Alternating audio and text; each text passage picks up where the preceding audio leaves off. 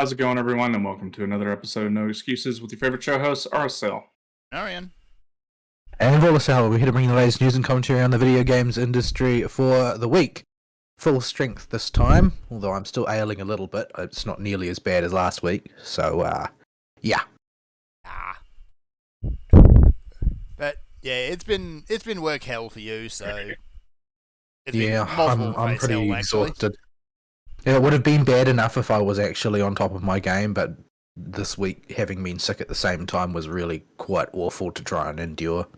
But first of all, if you'd like to get involved with the show, you can do so by sending us email at noexcusesvtw@gmail.com, or you can follow us on the Twitter at noexcusesvtw, or you can join us in our Discord server, which you can get to by clicking on the Discord link provided in the show description on the show archive on YouTube. Meals. Yes, indeedy. Alright, on the stream today, I have no idea what we're going to do. Just making sure the stream's working with Fern's janky audio settings. Yeah, the way it usually goes, Windows updated and it just dumped all my settings for both Discord and OBS, so yeah, thanks Windows. Okay, I hear you. I haven't heard a section one myself, but I'm going to assume I'm about the same volume as Vol. You should be, roughly. Yeah. So I still have that save file from Palace of the Dead. We can press onward with higher chance for Time Worn artifacts and more chance for pot shards. Okay, we can do that, but that means more monk. Fine. I was gonna say on our subsequent runs you should take White Mage in there. Yeah, I've only got like 5 levels in White Mage. Get it to 10. Yeah, he wants to be able to do triple green deeps in Bosnia. I want to Specifically, I want to be able to take us into Delibram Reginae normal with only 3 people. Just lasers for days.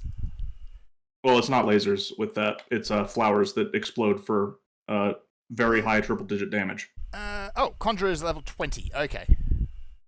But not right now because we got the floor 100 one. Yeah, and my UI is probably going to explode if I change to White Mage. Yeah, I got so interjecting a bit with some of what we did after the show last week. I took Vol to Baja on Sunday because we were looking for something to do, and drug him around so that I could get him some of the tools he needed to set up green deeps. Yes. So it's not that hard to set up green deeps. It's relatively cheap. The only expensive part is the clusters. The area, the adjacent rooms to the starting room in case the exit spawns next to it. Because we're in the post. Nope, not in there. Too many enemies in there. Nothing interesting in there. Yeah, post floor 100, you want to try to speed yourself up as much as possible because this place is a pain in the butt. Yeah, and the times do start to get a bit tight. We shouldn't be running into time issues. It just hairy things can happen on these floors. So yeah, even on the really, really deep floors, like where we got up to 198 or wherever, it wasn't an issue of time anywhere near as much as of an issue of you pull the wrong mob and it's over. It's as simple as that. Yeah. Yeah. Once you get to about floor 140, there starts to pop up mobs that are just, you can't fight those. Just avoid them.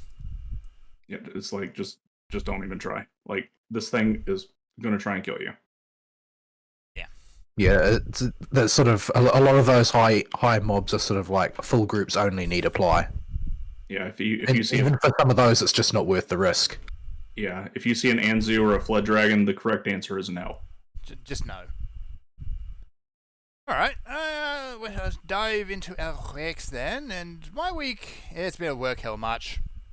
My folks ended up going away for a bit of a holiday. They went for a quick cruise around Vanuatu, except they didn't make it that way because basically the Pacific Islands at this time of year are in the middle of a gigantic storm of terrible.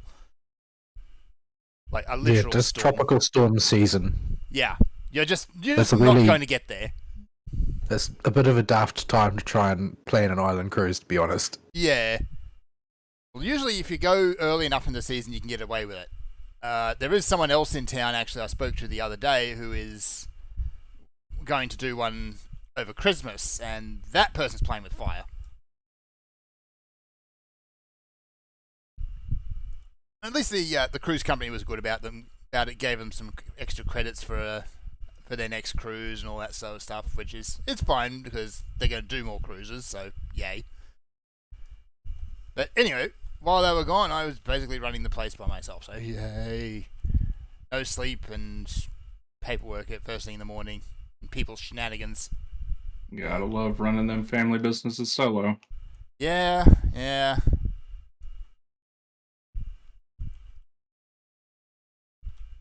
So, yeah. As far as nerdery this week, the main game I played was Risk of Rain Returns, the remake of Risk of Rain 1. Which... Even indies are doing remakes now? Oh my goodness. Yeah, but in this case it's a remake where they bought a lot of the stuff from 2 and put it back into 1. How did that landmine detonate? I didn't stand on it. I don't know. I could see it. Server says no. Or server says yes, rather. Gun chicken. Where are we going? That way. No. Yeah. We're right now just trying to get the door open. So yeah. It's Risk of Rain, for those who haven't played it, the original version is a 2D platformer, which, after playing Risk of Rain 2, feels very slow. At least in the initial stages. They're barely even the same type of game. They really are not the same type of game. Like, the core mechanic is basically the same. It's like, get through the level, find the teleporter, fight the boss, move on. The longer you take, the harder the difficulty creeps up. But yeah, even though a lot of the characters also still have the same abilities, the whole thing just plays completely differently.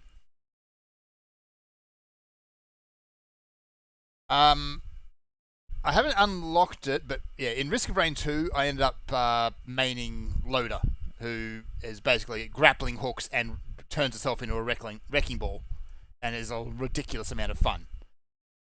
So I'm looking forward to seeing what Loader in the original does.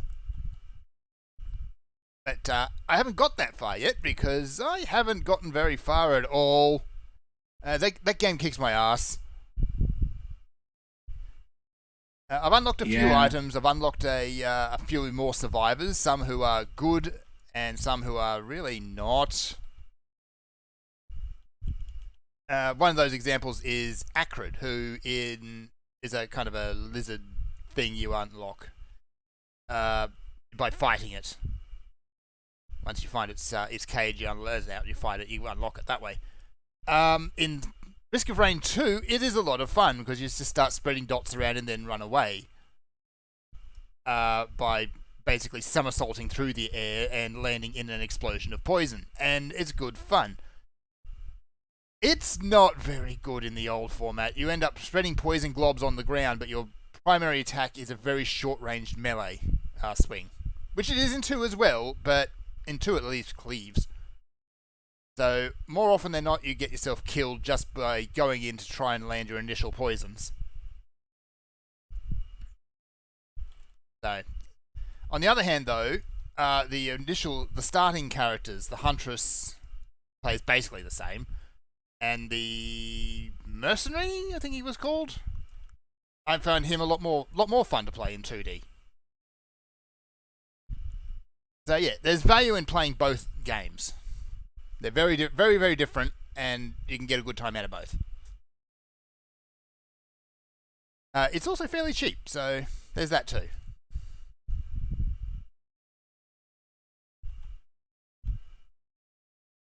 Beyond that, haven't played a whole lot of more games. Played more Ark, and Ark continues to be Ark, although there is drama there because wildcard.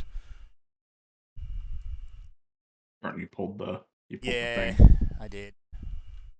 You got to be real careful running through the middle of the rooms like you have been now, Fern, because luring traps are potentially lethal. Yep. Yeah. Gotta pay attention. You don't gotta pay attention, just don't run through the middle of the room. But yeah, Risk of Rain Returns. It is good. I'm bad at it, but it is good. Beyond that, anime has been all Jujutsu Kaisen. I'm moved on to Series 2 now and going through the Hidden Inventory arc. Which... The much needed flashback of WTF is Gojo's deal? Basically, yes. Which is kind of jarring at the start. It's like, okay, we're doing a big flashback arc. Okay, fine. And then it just kind of starts ramping up into what the hell is going on. Oh, that's a lot of patrols. Yeah. That arc is also... Yeah. That arc is also very, very fond of the let's interrupt the big climactic moment by having everything turn to shit in 1 quick second. Yeah, well, it's everything's going to go terrible in the past. Oh yeah. Because of what happens to Geto, and what and we know that Gojo has to have some kind of catalyst for his superpowering the second you see that he's not as OP, still OP, but not as OP as he is in the modern time. Yeah. Like, he's busted, but he's not untouchable like he is later on. He very much gets touched. Oh my. Oh yes. It is very much the bad touch. So yeah, been going through that. Because it's a flashback, it's like, okay, here are all these new characters which we haven't seen before, but here's Gojo, and he's still Gojo. I did appreciate his Digimon reference. Yeah, it's because explaining how this whole thing works, and I'm not sure if I apparently really like it or I hate it, because that Digimon reference also made everything very clear as to what was going on. Yeah, what was said before it was just basically a word salad. Yeah, it's just a blatant Digimon reference. It's kind of... Oh yeah, he just calls it Digimon. Like, I just found that really funny. Yeah. It's not about the fact that it's a Digimon reference. The purpose of that reference is to set the time period. Mm-hmm. Because the target demographic of Jujutsu Kaisen doesn't know about Digimon. They all had to look up what that reference was. That makes me sad and old. It's a wishing. But Digimon is iffy. It's as good as it always has been. They would not get that reference because that is a Digimon Adventure reference with Koromon and Metal Greymon.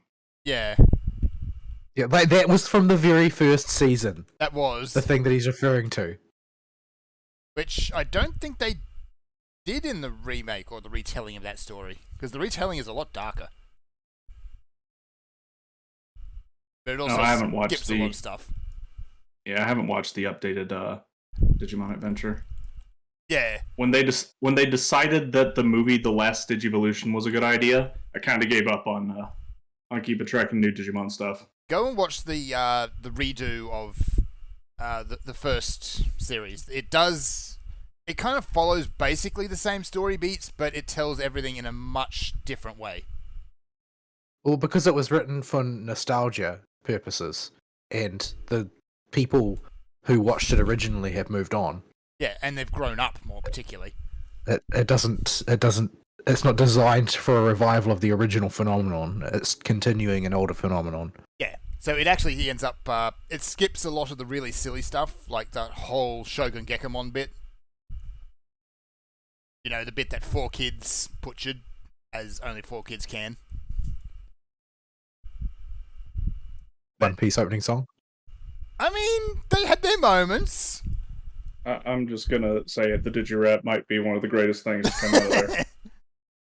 You're literally the only person on Earth who thinks so. Yeah, it is so bad. It wraps all the way around the scale twice to somehow land on good. Yeah, the One Piece opening is kind of in that same camp. I don't think it is. I think it's just bad. I think it's bad in a deep and profound manner. I know. It's the sort of bad that I kind of enjoy. It's just like, this is the worst, and yet somehow I can't look away. I will cringe myself inside out listening to this thing, and yet I can't stop. Yeah, I've never had an attachment to One Piece, so it doesn't get the same wraparound points that the Digirap does. Yeah. It's just awful. Terrible. They're both awful. But the things that 4Kids did to some of those adaptations, good grief. Like Shogun Gekomon thing I mentioned. In the original, they're all whacked out on sake. But well, that was the cultural zeitgeist of Boomer America at the time. Yes, is what that's based on. Is what all of those things are based on. Like what they thought was good, because it was very very much in the era where the Boomer generation and the early Gen Xers sincerely thought that Hello Fellow Kids was convincing.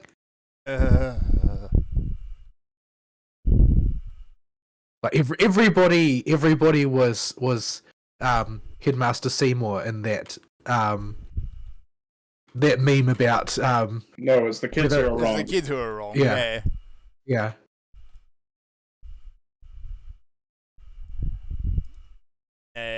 Kids could not be trusted with anything sharper than a crayon. Well, it wasn't just that. It wasn't even really that at all. It was that kids don't actually have opinions. Kids don't actually respond to media. Adults respond to media, and they tell kids how to feel about it. Yes. And like, the bizarre part about that is not that they thought that; it's that they thought that at the same time while aggressively marketing toys to kids, which is entirely based on the fact that kids have opinions. Yes. And because like with one hand, they know that they need to manipulate the emotions of kids, and on the other hand, when it comes to actually producing the media that's going to be used to sell those things, they just think that the opinion of the kids is totally irrelevant. So it's just like very very sloppy, uncoordinated marketing in the end. Yeah. On the plus side, though, it did give us a great era of cartoons. It had its moments. It did. It also had its awful. It had a lot of awful, actually. All right. Yeah, well, it was very. It wasn't as homogenized as the current era of cartoons, like circa late 2000s through to now, became. Mm-hmm. It was much more free flowing, and you ended up with a lot of strange things like Rocko's Modern Life and that type of thing. In addition to having like the juxtaposition of things like Transformers and Rugrats, which came from like opposite ends of both animation and writing spectra. Yeah, this is all coming off the back of kind of the Dark Age, where it's like mass produced, everything looked the same, cheaply produced. Everything was identical Hanna-Barbera cartoons. Everything was Scooby-Doo. It was. I'm thinking more. Everything was the Jetsons or the Flintstones.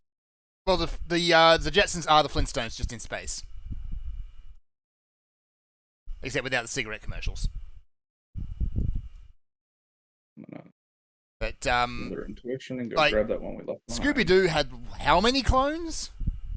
And that was just the ones made by Hanna-Barbera. Doors open, by the way. Doors back that way. Okay. So yeah, that era of animation was very experimental, and some of it was just seeing what they could get away with in terms of actual animation, and other times it was getting away with. Well, they could get away with in terms of writing. Yeah. Which is where things like Rocko and Ren and Stimpy and basically all the Nickelodeon gross out stuff came from. Yeah. And then, well, I mean, there were some shows that they existed purely for that, like the Real Monsters one. Yeah, Real Monsters. I liked Real Monsters, even if it was. The whole purpose of it was to try and be gross. Yeah. While still like towing the line of being a kids show. Yeah. Oh, thank goodness. Ren and Stimpy kind of threw that out the window. It was just gross for the sake of being gross, and let's just see how weird we can make things. They didn't really try and market that towards kids. No, they did Thank not. Goodness. Thank goodness. Because that would have been a war crime. Yes. Because there was a lot of adult jokes in that. It wasn't quite to the same degree of adult zoomy over the head that Rocco pulled, but it was up there. Well, I think the one that's sort of like the one that straddles that line the most, I think, was probably Cow and Chicken. Ooh, yeah. Like they marketed it as a kids show, but it was totally inappropriate for kids. Yeah. My dad wouldn't let me watch that. I remember that when it came on the TV, he would turn it off. Like kids would watch it in the case of laugh at the red guy with the big butt. But yeah, when you actually listen to what they were saying as an adult, it's like, whoa. I don't remember what the catalyst for my dad saying, yeah, you shouldn't watch that was. But he probably watched it for 5 minutes. Yeah. It didn't matter what you watched of it. It was awful. Yeah, basically everything that the red guy says is some sort of really dirty double entendre. Well, not even just him. Like, it was just the entire show was shot through with just child unfriendly crap. Yeah. So yeah, it was a fun time in animation. Sadly, it's over now. Yep, and everything is just generic CalArts tat. Yeah. Like, everything looks the same, everything's got the bean mouth, and they all tell the same stories. Like, no one's just doing something weird for the sake of making something weird. Well, nobody... that culture is about conformism now.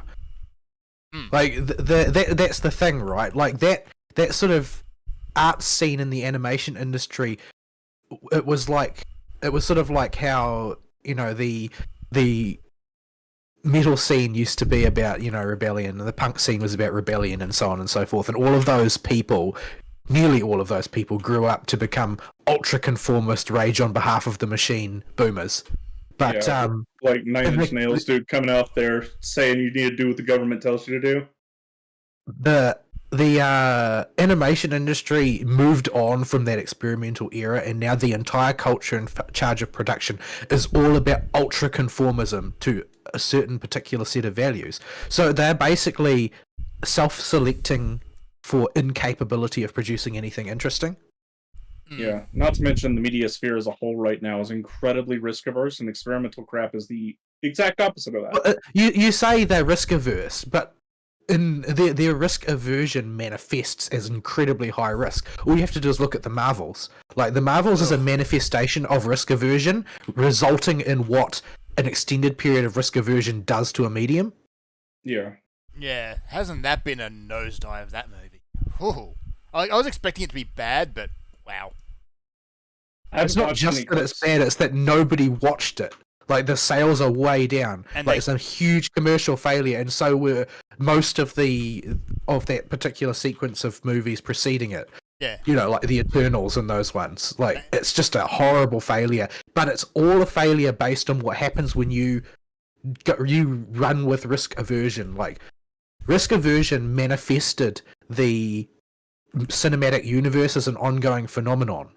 And the result of that was allowing that risk-averse shell to be colonized by message fiction nobody wanted. Yeah, even then, like I've said a few times when it comes to the shared universe, cinematic universe stuff, Marvel got away with it because they were the first one. But even nerds have limited brain space and can't remember it when everybody starts doing it. They got away with it for the first one, for the first phase, basically. Yeah. But after that, it's just been a downhill slide. Like, they should have, you know, cashed in their chips after Endgame? Endgame, yeah. And just call it good. Let it lie fallow for a decade or so. Come up with something else. Yeah, I said because that at the time. You already spent all of your credit. You spent it all. There is nothing left. You don't have anything left to bet. They had the momentum from when it was all kind of a new, like, here's this big new franchise. Here's all these characters that you'd love being brought to the big screen. We've got this giant overarching plot which you've actually been able to follow along. Here's the payoff. But now, and we're done. I always thought it was kind of interesting at the time, like, that they were able to, through, you know, a couple of good movies in a row sort of thing, turn someone like Iron Man into a highly marketable headliner character, where previously Iron Man had been like a B to C lifter. Yeah. Who was like, you know, the alcohol-addled, loser who pretty much failed at being a hero, generally speaking, and made him like ultra popular and sort of like an aspirational character who goes through development and, you know, becomes a hero, like a self-made hero. Yeah. The problem is all those characters that had built all that up are gone now. They've all been written out of the universe in one way or another. Yeah, well, the thing is that they're going to use this sodding multiverse thing to resurrect a lot of them. And not even reboot them. They're bringing back all the old people to act again. Yes. Yeah, and even then, the juice in the Kate machine is out. You need to put that back on the charger by putting it to rest for a few years. Yeah, like a few decades at this point, because you still de-juiced it. I don't think it's even about juice anymore. Like, if they had been at least mediocre, then it would be about juice, but it's not. It's not about juice. I don't think it's about juice. I think it's that the injection of message fiction from like the Ms. Marvel movie onwards sort of like made people not trust it anymore. It's like you're actually trying to sell us something different to what you're putting on the cover. You are packaging it in a familiar shell, but what you are selling us is this sort of weird judgmental message fiction, which wasn't what we paid for. It wasn't what we wanted. And now people they see something like the new Ms. Marvel movie come out, and they're like, yeah, you burned me last time. I trusted you, and I trusted you on the weight of the fact that Endgame hadn't come out yet, because that was where they put that Marvel movie, right? Yeah, it was just before Endgame, so everybody was champing at the bit. It was in between Endgame Part 1 and 2, the finale Part 1 and 2. That everybody was champing at the bit for it. So on the weight of what else was happening, they trusted it, and it betrayed them. They got this totally unlikable protagonist who was just kind of a bitch to everybody and spent all of her time, you know, strutting about, looking more powerful than everybody else because they had made her more powerful than everybody else. They made a character who could not be used in a movie because she was too powerful, and there was no way to challenge her. Like Superman has his kryptonite, right? So that you can challenge him. Like nearly everybody takes the position these days that Batman could beat Superman with any planning time whatsoever. Yeah, and access to kryptonite. Well, but he's Batman. He can arrange access to kryptonite. He's the richest man on Earth. He has money. Money is a superpower. Money is the superpower. It's not merely a superpower. Coupled with a little bit of brains, it's the superpower. It is the best superpower. But double mimics. You know, Ms. Marvel doesn't have any of that at all. Where are you? Where are you fighting the mimics? Oh, I see. Yeah, it's. Oh no, you got the pox. I got the pox. I got the pox. How many mimics are you bringing? 2. At least they both poxed you because me and Vol weren't in combat. That was the point. The idea. So I need 1 purity to clean it. It was deliberate, he says. I'm going to say it's deliberate. I totally meant to do that. Vol strong. Where's my purity? There it is.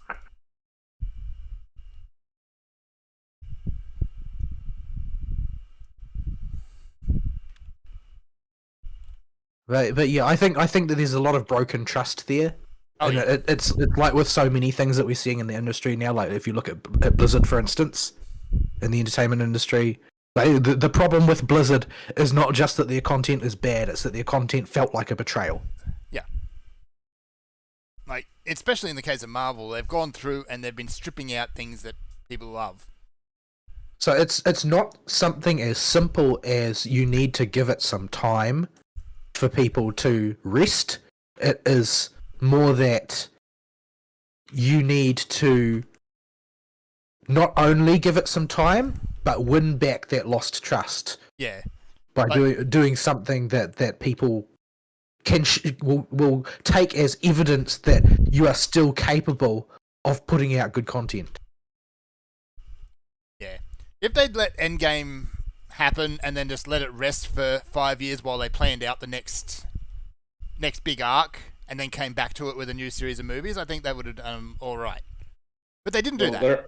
What Vol's saying is they also have to fight the uphill battle caused by like your Brie Larsons that destroyed the relationship with the consumers, telling them not to see the movie, and the woke and the woke garbage that got into those movies that just lowered their quality substantially because the priority shifted from make good movie to push woke message. To preach. And preach, because preach. of the ongoing like the corporate shoggoth approach that has become normalized now, it's not just Marvel has to fight to regain Marvel's credibility. Marvel also has to pay the price for Disney's loss of credibility. Yeah, which is a much steeper hill. Disney has been shedding credibility so fast it beggars belief. Oh yeah. Hey, time effect. Nice. Like the whole mess around Snow White, for example. It's not just the mess around Snow White, it's the lack of creation. Like, what is Disney creating that is not a really cringy live-action remake of an old thing, showing not only that they want to trade on your nostalgia, but they don't understand what you're nostalgic for? There's another one of those betrayals, right? Mm-hmm. Because they're selling it to you deliberately as... Originally, they started off by selling it to you deliberately as, this is that old thing you like, remember this, here it is again with a slightly new spin. Yeah. Can you enjoy it again? Well, whereas people get that and they realize, here's this thing I loved, you ruined it. Well, I mean, you look at what that lunatic actor, the kind of butterface actor that they have cast as Snow White. Ziggler. When we pull the frogs, by the way, be sure you're facing them for the entirety of the pull. Otherwise, if they pick you to be sticky tongued, you'll be stunned in one shot. Oh joy! Yeah, the sort of really kind of ugly woman that they've picked to be the most beautiful woman in the land. Weird. The fairest in the land. Yeah. Yeah. Fairest is not the same as the beautiful. She has been a massive loose cannon in the media for the sake of that movie, and basically has gone loud, so to speak, with the idea that they have no interest in telling the Snow White story. Mm-hmm. And this is just like, what it does is it throws into sharp relief the sort of the average normie that goes to a Disney live action remake and doesn't really like it, stops thinking about it rather than internalizing the fact that they didn't really like it. Like, they didn't really like it, they don't really know why, so they just try and move on. That's the normal response people have to a movie that's just not very good. But when they see that woman come out in front and say, oh yeah, well, it's Snow White, but it's not Snow White because we're doing this and this and this and this, that cut hard against the things that you loved about the original story when you were a kid. Yeah. Like, then everybody suddenly remembers all of those experiences and realizes that they're being cheated. So the entire entertainment edifice has basically sacrificed their credibility because they were too risk averse and they got comfortable marketing this particular shell of a way of producing entertainment, and that shell became colonized by something subversive, and then they became agents of subversion and now have to pay the cost of that. And it all sprung out of the whole conformist thing, right? Because when you're trying to make a conformist media in order to be risk averse, you hire conformist people. But what is the other thing that people in California are conformist about? The other thing is politics. And part of what they conform to is the idea that everything has to be political. And that their politics have to be preached in every possible way through every possible medium. So they created this ultimately through their lack of confidence in creativity. They created a subversive medium by trying to do the same thing they've always done. Just sort of deeply twisted and ironic, but that's the way it went. Alright. Yeah. So, alright, let's not bang that drum anymore, because I don't want to rant about Disney all day, because we could rant about Disney all day. Well, I mean, because we're sort of from the last generation that grew up when, like, the 90s and early 2000s, when they were still churning out stuff that was quite watchable. Yeah. They put out some fantastic stuff towards the end of our kind of Disney career, I guess. Well, I mean, there's some really, cringe and vapid crap in there, and some of the stuff has really kind of backwards messaging in certain ways, but mostly it was quite watchable as sort of like kids' entertainment. Yeah. I mean, we are the generation that made Kingdom Hearts a thing because we loved all those properties so much. Yeah. Yeah, we grew up in the Disney golden age of animation where we got to see like The Lion King and the film surrounding that. Yeah, even stupid stuff like Emperor's New Groove still had a positive message towards it. Yeah, I see things. I see things online. Like I watch Bay and Mume discussing The Lion King 2, and I'm like, man, I didn't watch The Lion King 2. That was after my time, and it sounds really cringe. It was like everything has gone sharply downhill after a certain point. It was, and that's another thing Disney's actually been doing. That which reminds me is that whole villain lore thing where they've been trying to make old villains sympathetic. Yeah, it's like sometimes villains are villains. Like they did villainous things for villainous reasons because that's reflective of real life. There are a lot of people who choose to follow a bad path because they want something that is bad and they can't stand the fact that other people don't let them have it. Yeah, like it works. It's as simple as that. It worked with Maleficent because, I mean, she was just ridiculously evil for no apparent reason in the original story. That's fine, but then you have things like Cruella de Vil. They tried with Maleficent. I still didn't buy it. I felt like I was happy to accept the idea that Maleficent was bad. Well, her name is Maleficent, of course. When they tried to make her sympathetic, it felt like the entire thing felt like an obvious retcon. It didn't feel like this is the untold story to me. It felt like this is the retcon to try and make somebody who wasn't good seem good. And I balked at that because I already knew Maleficent was bad because I fought her when she turned into a dragon in Kingdom Hearts. People who turn into a dragon and try to eat me are not good people. No. I already know this. Maleficent's also like the archetypical, villainous witch type. The one that is going to show up and do bad things. She is just the evil sorceress. That's her thing. She's not just the archetypical one. She's the poster child for it. She is the evil sorceress, yes. Going back and changing that into something different feels like it takes away some of her value as a character and in her simplicity because she exists to be that image of bad evil witch lady that's going to do bad things. Yeah. The point is, though, I can't wait for them to try and redeem Ursula the Sea Witch just because she looks like the average feminist except with tentacles. My mom would love that. Do that. They did do that. I forget exactly what they did. How did they do that? She's Ursula the Sea Witch. She's supposed to be sort of a force of malevolent, it's a malevolent force of nature, effectively. It was favorite child syndrome because Triton was the favorite child. And that's about as far as they made it go. So that's what caused her to become obese. And generally awful, yes. And keep sea cats in her eels. It doesn't explain anything about her sister for the sequel, though, who is, like, a sea witch, but a Karen. Yeah, ignore the sequel existed. It was awful. But, good.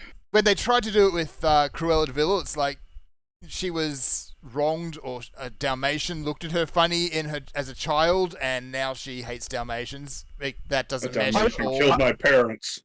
Arguably, I think I would probably be more willing to be sympathetic to Ursula the Sea Witch because, I mean, she had to live in the same world as where they had that rhythm game in Kingdom Hearts. Yeah, that would make me want to... She was probably just trying to put a stop to that, and can you really blame her? I can't blame her one little bit to that. Yeah, I'm just going to take your voice and live in blessed silence.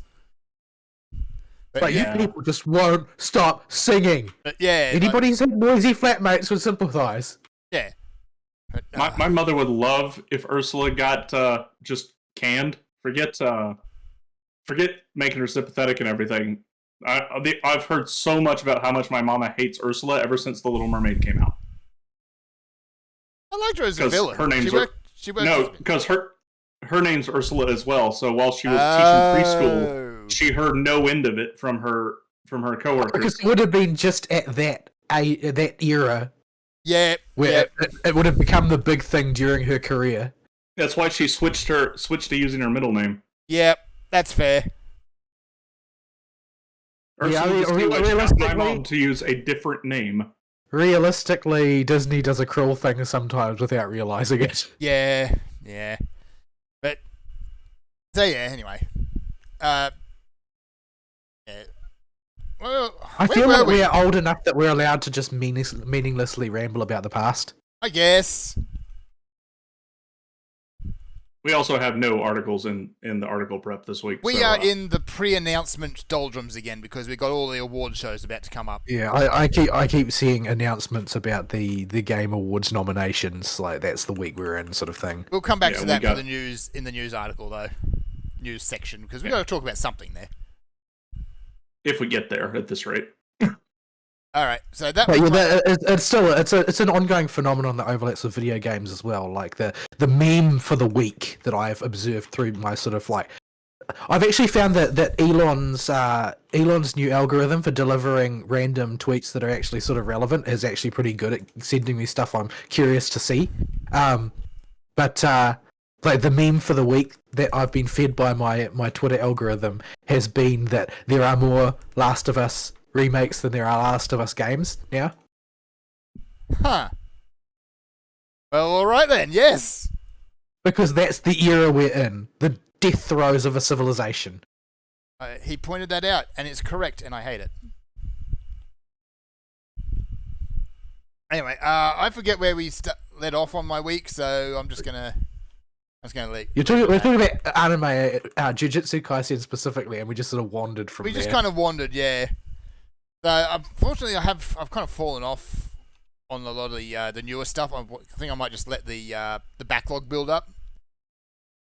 Although I do need to get back and watch Helk because Helk has gotten to the end of his flashback arc at last, and yeah, it went pretty badly for him. And it turns out that all of this time, 16 episodes or whatever in, he's had not yet realised until this week's episode that Anne from management was actually one of the 4 demon lords. Oh, it took him long enough. Well, no, he didn't realise at all. She had to announce it to him. Because it was clearly not clear. Yeah. He's got a really bad lot in life, but it doesn't help him from being just that little bit dense. Well, I mean, it's not only that, though. It's sort of like, it's hard for somebody in his position to distinguish between the power levels of people below him. Yeah. Because he sees himself as just like everybody else. And he's obviously not. But he's on a level above everybody else. Quite high above everybody else. Don't get reckless, Fern. You can die in here to save you twice last floor. Yep. Especially with Gloom. Stupid Gloom. Remember, I may be a red mage, but I can't res in Palace of the Dead. I don't have a... Yeah, he does. I have no range. I am sad. Yep. Just I would stick near me and wait for me to pull stuff. You have the gun. I have nothing. You can sort of make constipated noises and power up. Yeah, I guess. I can only do that once. Oh, thank goodness. This will save this floors. Now we've got more playroom. Alright, I haven't even played a whole lot of mobile games this week. Because, Monster Hunter's still there. I haven't played a whole lot of it, though. So, Vol, what you been up to? This week has been deeply horrible for me. I've been under a profound amount of stress all week because there's a major thing at work that's not working properly, and I've been basically dumping every spare instant of my existence into trying to solve the problem, so far with no success. It's extremely regulatorily and commercially critical, and whatever problem it's got is proving to be extremely evasive.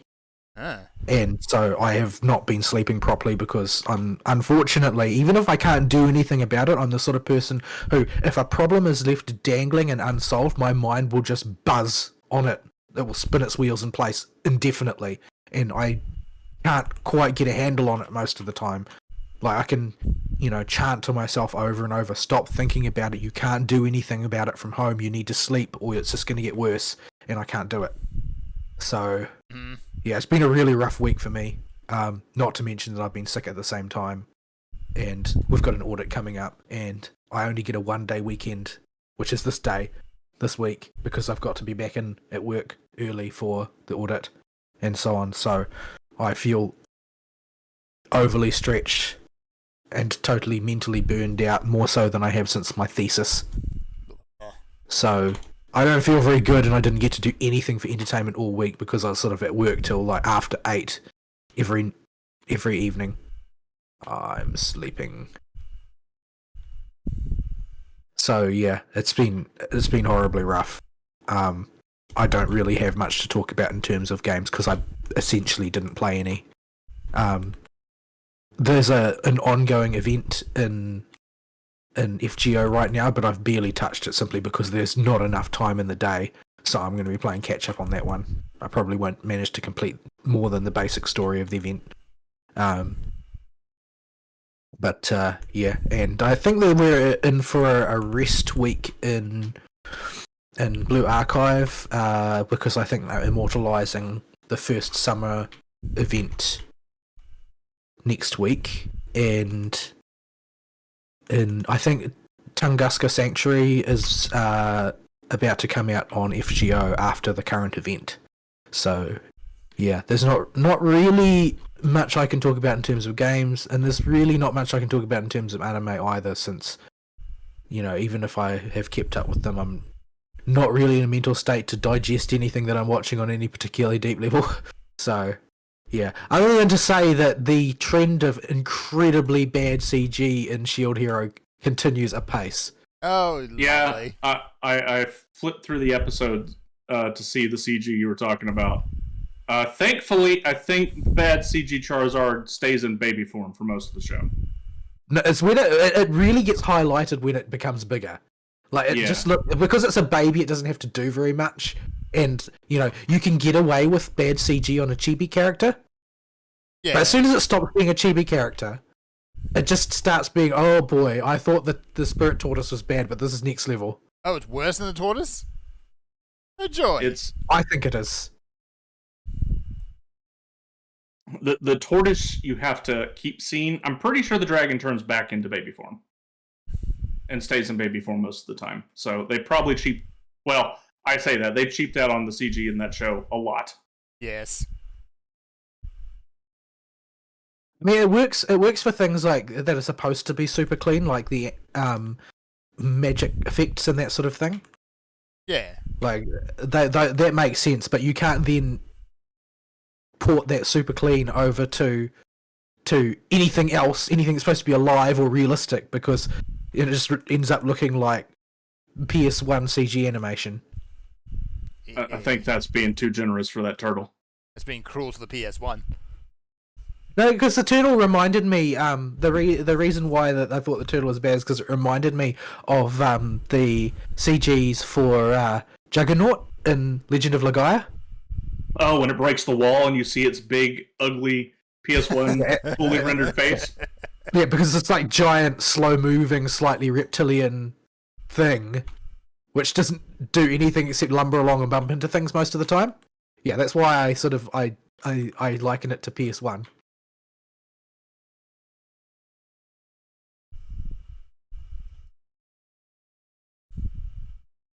Yeah, that was when you mentioned PS1, my brain was starting to move there, and it pulled up that cutscene already auto-playing in my head.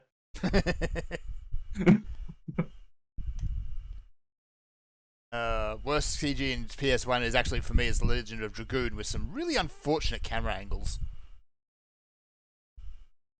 The thing is, with the Legend of Legaia cutscene, it's not bad. For the era, it's really, really good, but this is now over 2 decades ago. Yeah. Well, there's still some pretty cringe stuff. Like there was a game. I didn't play the full thing, but there was a game with Bruce Willis in it. Apocalypse. Oh. It was sort of a shooter game, but yeah, CG Bruce Willis was not. That was not great. That's not. No, he looks like a cardboard box with a face drawn on it. Please kill it, Turpit. Please kill it, Turpit. Do we have knockback disabled? We do not. We do not. I'm gonna pop. Can you miss? That's why I'm popping a sustaining pot. Here you go. We're about to find out.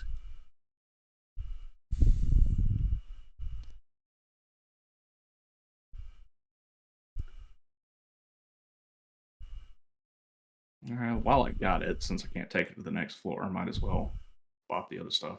Popping.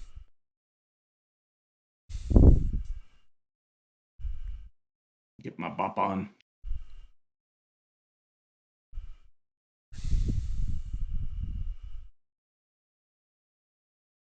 Yeah, so I don't really have much to talk about this week because I've just done nothing but wake up and work and then go back to sleep and then wake up and work some more. I did play a little bit of Fate Samurai Remnant while I was sick, but I still haven't finished it because I had intended to finish it this week, but it turned out not to be a very normal week at all. So I ended up 8 o'clock in the lab still doing PCR or on the phone with some expert at one of our sister labs until 9 o'clock or whatever, trying to hash out what could possibly be wrong. And I want it all to be over. I need a rest so badly, but instead I get more work. I'm gonna let my innervation run out before we pull it. Yeah, yep.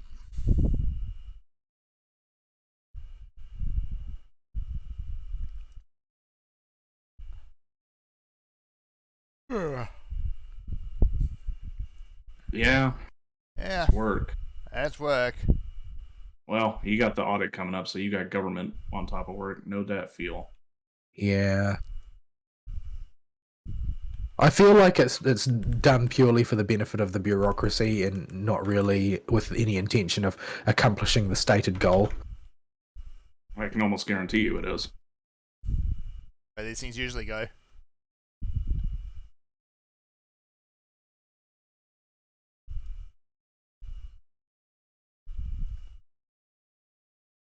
Punch the plant. Fern, don't go up to the plant and punch it. You will get aggro. What? When it's runs to the back of the room to do this, is if you don't go near the plant, it won't attack anybody except with its big obvious telegraph thing. But if you run up to it, it'll start auto-attacking again. And we gotta kill the bugs.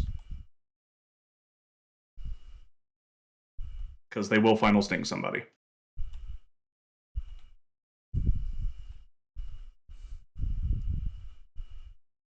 Mag.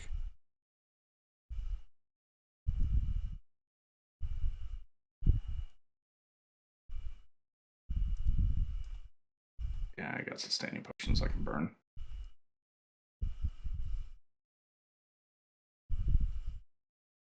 I had planned to use the rest of the previous floor to rejuice, but I turned into a manticore. So I came in here with no juice.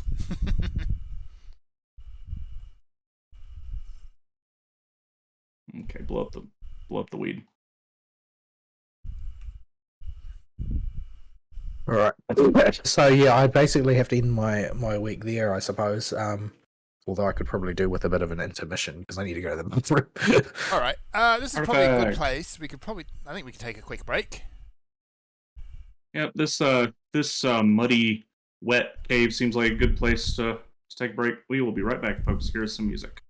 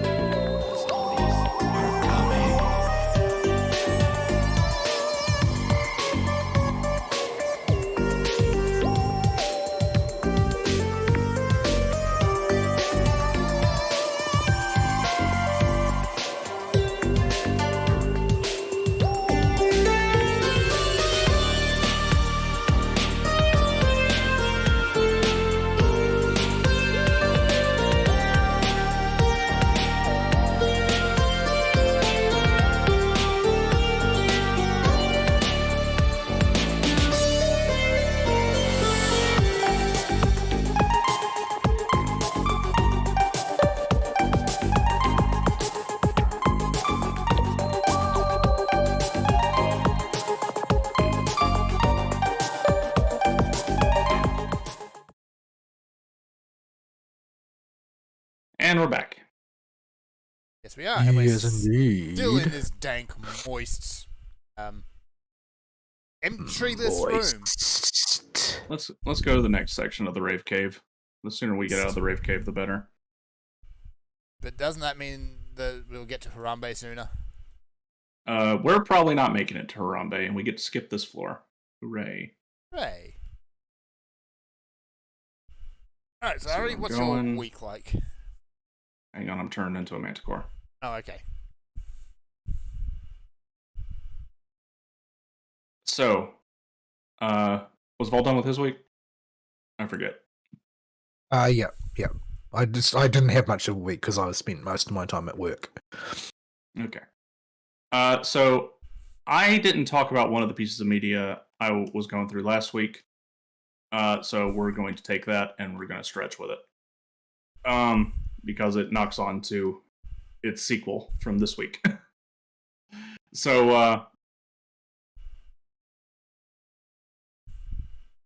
last week, with all the talk of Yongya ruining Kiryu, I decided it would be a great idea to finally get around to going through the Yakuza remasters, because I've never played 3, 4, and 5. That was a very long hallway. That is. I lost a good chunk of my rage time. But the door's open, so we're good. Jonathan here. I'll strong when I'm not a manticore. But, yeah. So, so last week I had started going through Yakuza 3, and for 3 and 4 especially, I mostly am just going through the main story and skipping all the side content. While this is heresy for most Yakuzas, you will understand why when I talk about Yakuza 3's combat. So, for the uninitiated in Yakuza, back, goodness gracious, 2018, probably, in that ballpark, 2017 to 19, somewhere in there, Yakuza 0 came out, and reintroduced the franchise to the West, and really had a huge spark of people coming back to check out Yakuza if they drifted away from it, or try it out. Ryan approaching from behind. Oh, okay. We'll get him in a sec. Yakuza 0 is fantastic. Yeah. So, we'll get this guy right here. So, I broke my rule. I didn't check the other entrance. But, so yeah, Yakuza 0 got a whole bunch of new people in, and it got a whole lot of returning people in. I had poked at Yakuza before, but never really got into it until 0. And so I was in that wave. And I rode that wave, and went and played, started to play 6, but realized this is an ongoing story. You really need to play the rest of it. Okay, so they're not all self-contained. I'll hold off on it, and I'll wait and go back and play the originals, or play the Kiwami remakes, which had just started coming out. So I played Kiwami 1, then Kiwami 2, and had intended to keep going, but the PS3 versions of Yakuza 3 and 4 especially were really hard to come by, and they had a lot of cut content shoes. And honestly, I kind of wish one part of it had stayed cut. Oh, that bad. Yeah, it's that bad. Ugh. So, there's, they eventually did a remake of, not a remake, a remaster of 3, 4, and 5. So they didn't get the full Kiwami treatment, but they got bumped to, the current, resolutions, and they got, a bit of a graphics touch up, and they got, oh, what else? I'm mostly looking for the Horde here. I can't find it. Oh, hey, Mr. Undead Bro. But yeah, it's mostly just a graphic overhaul and a few system changes and re-adding cut content. And cutting random content, which I'll talk about later from Yakuza 3. I didn't know about this because I was skipping side stories until I went and looked later, but found out they actually cut content for the remaster, in addition to re-adding the old content. Why, though? I'll tell you, we'll get there. Oh, dear. So, Yakuza 3 has been kind of the black sheep of the franchise for a long time because half of the plot is spent with Kiryu at an orphanage with a bunch of brats and going through their little children's stories, making this less of a Yakuza game and more of a Daddy Kiryu game. And this time they're actual children and not Yakuza in diapers. Yeah, they're actual children. They're like 8 to 11 years old. This is Yakuza. You do need to specify. Yeah, they're like 8 to 11 years old. So Kiryu is has started his own orphanage in Okinawa and is taking care of the brats. And you have to sit there. And every single one of his like 9 brats has its own little section in the main story where it's got to have its own little personal kitty crises that Kiryu has to show up and do Kiryu things to fix. But none of it's pertinent to anything that happens in the main plot? No. There's a big overarching story about shooting of upper higher rank members of 2 families in the Tojo clan and who did it, and there's a look-alike that looks just like Kiryu's dad, or Yakuza dad, that is, who's supposedly the one that shot them. And all of this has nothing to do with the orphanage, other than the orphanage exists to keep Kiryu occupied so he's not present for these events. And they spend so much time with these stupid brats. But yeah, that's already not very good. The main story is actually okay in 3, if you can look past the orphanage. There really is no redeeming feature for the kids part of it, though. They're just awful. I don't know how anybody likes them, but it has some people trying to defend it. Don't know why. Wyver's hurt, by the way. Like 2K non-crit, 4K crit, double autos. Not be paralyzed. So yeah. That's the main story of it. I don't want to really spoil it in case people do go play it, because I know a lot of people are in a similar boat to me and are kind of held up by the Yakuza 3 wall. But the main story of Yakuza 3 is fine. The main villain is fine. I like Mine as a main antagonist. He's sympathetic enough, and you understand his motivations by the end, but you still want to punch him in the face for being an idiot. Like, he's one of them type of villains. Like, okay, we get where you're coming from, dude, but you're still an idiot that has no no ability to empathize with other people and realize what he's doing is wrong.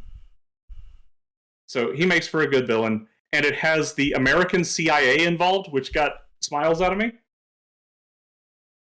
Yeah, I'll turn into a Manticore here, and we'll just take it to the next floor.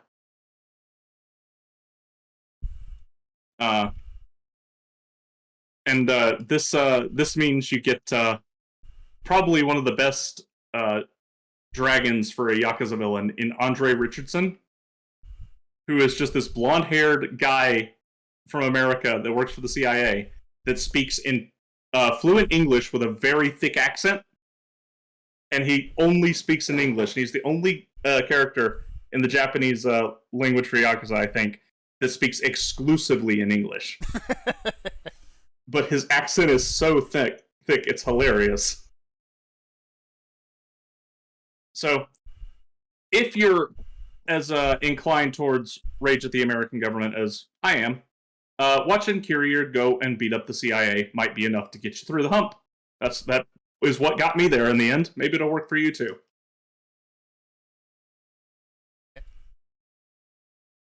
Sorting out hotbar abilities. So yeah, that was fun.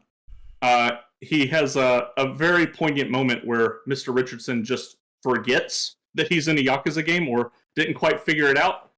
Because when Yakuza bullcrap happens in the finale, for the most dramatic effect possible, his response is WTF uncensored in English with the funny accent going on as he meets his end.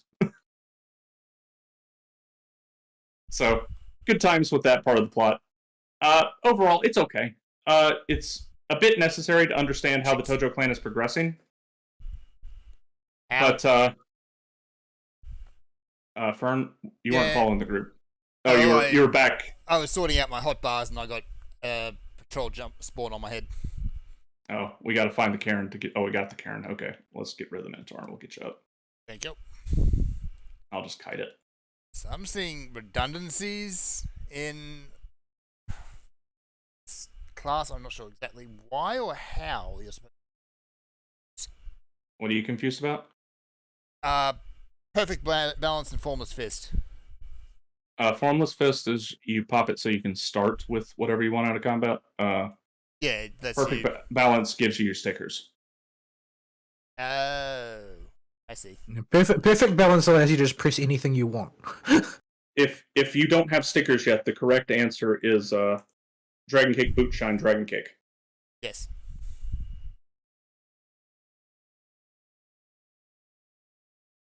But yeah, so there's that. But all this has a big but next to its name. Where normally none of this sounds that bad by itself.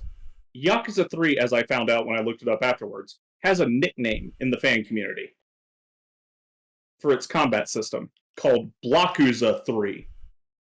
And you know why it's got that nickname? I'll give you one guess, and the first one doesn't count. Every single enemy in this game has their block button taped down. Like, okay, that's annoying, but it's not the worst thing you've heard of, right? Well, guess what?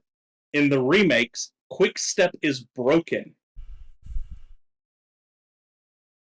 I don't mean a little broken. I mean, you go 1/4 of the distance you're supposed to broken. Because it's tied to the frame rate the game runs at, and it's tied to the hard-coded frame rate specifically that the internals run at, regardless of what you set your FPS settings to. And the game originally ran at 30 FPS, but the remasters are set to 60. So in Blockuza 3, you have no ability to quick step behind a bunch of chain-blocking enemies. Which turns it into grab and toss simulator, or once you hit Chapter 5, go on GameFAQs and find the Tiger Drop from Kamaki and use that as your only offensive option the whole game like I did. Bring in Minotaur. Why would you do this? Again, same thing. Okay, that's right. I got the bars sorted now, so we should be. I got him slowed. It hurts. Yeah, there's a reason I use the slow on them and the wyverns. So yeah, in Blockuza 3, you have no ability to just break enemies' guard because they will regard immediately. Every enemy has the talent that Kiryu gets eventually called Regard, which lets them reapply block as soon as it's broken. Why would you do that? Like every single action game has fast or regular attacks and a heavy attack that leaves you open but breaks guards. Like this is the standard thing. If you just make the guard breaking one do nothing, there's no point in having it. Yeah. So about the only thing, if you can get behind an enemy to land a combo that the heavy attack is good for, is using it as a finisher for a wall bounce for extra damage and a hard knockdown that you can do a heat action off of. That's about it. Because it's just too dangerous to sit there and spam the heavy attack when they're just going to put the block up. At best, all you're going to accomplish is you're going to sit there and just break their guard over and over again, and they're just going to get stun locked, but you're not going to make any progress on their health bar because you're not doing anything. But so, they don't even take chip damage while blocking? No, nothing happens. You just hear Kiryu go, and you'll hear the enemy go, blah, and it throws its arms back like its guard's broken, and then immediately the next hit its guard's up. So, yeah, the correct answer to this problem is, I hope you played a whole lot of Devil May Cry 4 Royal Guard. Because the way to fix it is to go learn the Tiger Drop ability, which is the most busted move in every single Yakuza it appears in, which is a counter by press and lock on, standing perfectly still and keeping the stick in neutral, and pushing the triangle button on within about 2 to 3 frames of an attack hitting you. And you will counterattack for massive damage.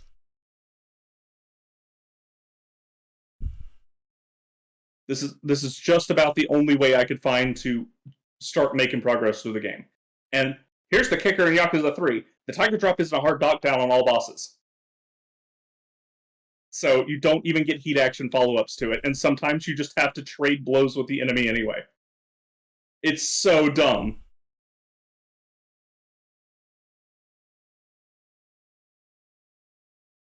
So I was getting very frustrated with Yakuza 3 and sped through the game. I did not want to do any side quests that might possibly involve combat with this combat system. It was just truly awful. I don't know why I'm looking for chests. We can't use any items on this floor. But we can find the horde, I guess. But yeah, it's just terrible. If it was just one thing or the other with Yakuza 3, that would be one thing. Like, if it was just the story, has the orphanage bit, okay.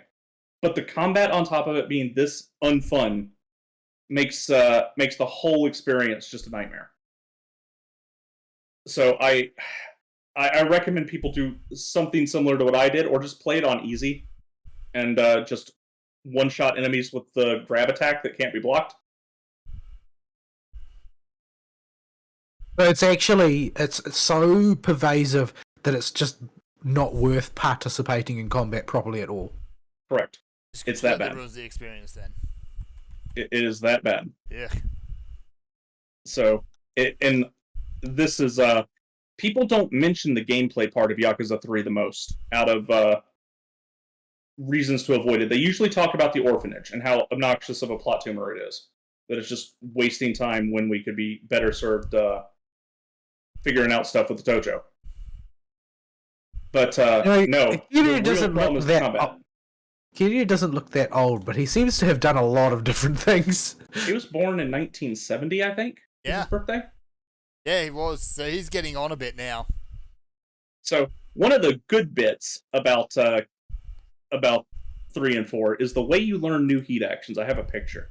I'll put it in live show chat. Hang on.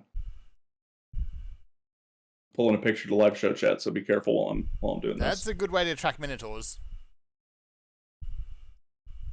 Yeah, so the way you get the new heat actions they introduced in these games is Kiryu has basically learned everything he can from teachers when it comes to heat actions, so he has to have a revelation. And the way he does this is when a stereotypical black money rapper from America shows up, saying, "Hey, kind of like the dude in Zero," and talks to him about how he wanders the world looking for these strange events that he just feels are about to happen when he sees somebody random on the street. And he'll whip out his phone and take as many pictures as he can, and then he'll post about it on his blog. And this offers him great insight into the ways of the world. Oh. Can we push him down a deep dark hole, please? Well, Kiryu adopts this tack of finding revelations. So, Kiryu now has a blog. Kiryu, you've become an influencer. Why? Well, at the period that it's set in, they haven't invented that word yet, have they?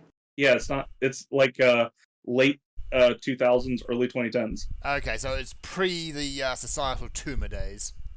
Yeah. Pre-PewDiePie. Was it pre-PewDiePie? Well, I mean, PewDiePie was around for a long time before he became, the example of a streamer who made it big. Yeah. Yeah, so you get to see Kiryu post on his blog, and you get a little screenshot of his blog every time you get one of these revelations. In 4, one of the characters doesn't have access to a phone that you play as because he just got out of prison. Mm-hmm. So when he gets getting yourself killed. What was that? Steal, because you die the most. Fine. Yeah. So, one of the characters doesn't have access to a phone, so instead he finds a hobo in the subway. So when Saejima sees something that's revelation worthy, he instead does what this old hobo told him to do, which is to whip out a chisel and a block of wood and carve it into a statue. You spend so much time doing that in Fate Samurai Remnant. Why? Well, this is Yakuza, so he can do it in like 10 seconds. Oh, it doesn't take that long. It's just that it's like this. It's a major way of making money, because if you do the mini game to carve the statues well enough, they are worth quite a bit of dosh. And you can use the perfect ones for reagents for upgrading your Magecraft workshop. And if you happen to carve Gilgamesh, he will give you a lot of dosh for a perfect quality statue of himself. Because of course. I see. Zashu. Oh, goodness gracious. So, yeah. That's part of Yakuza 3. The other reason I skipped the minigames.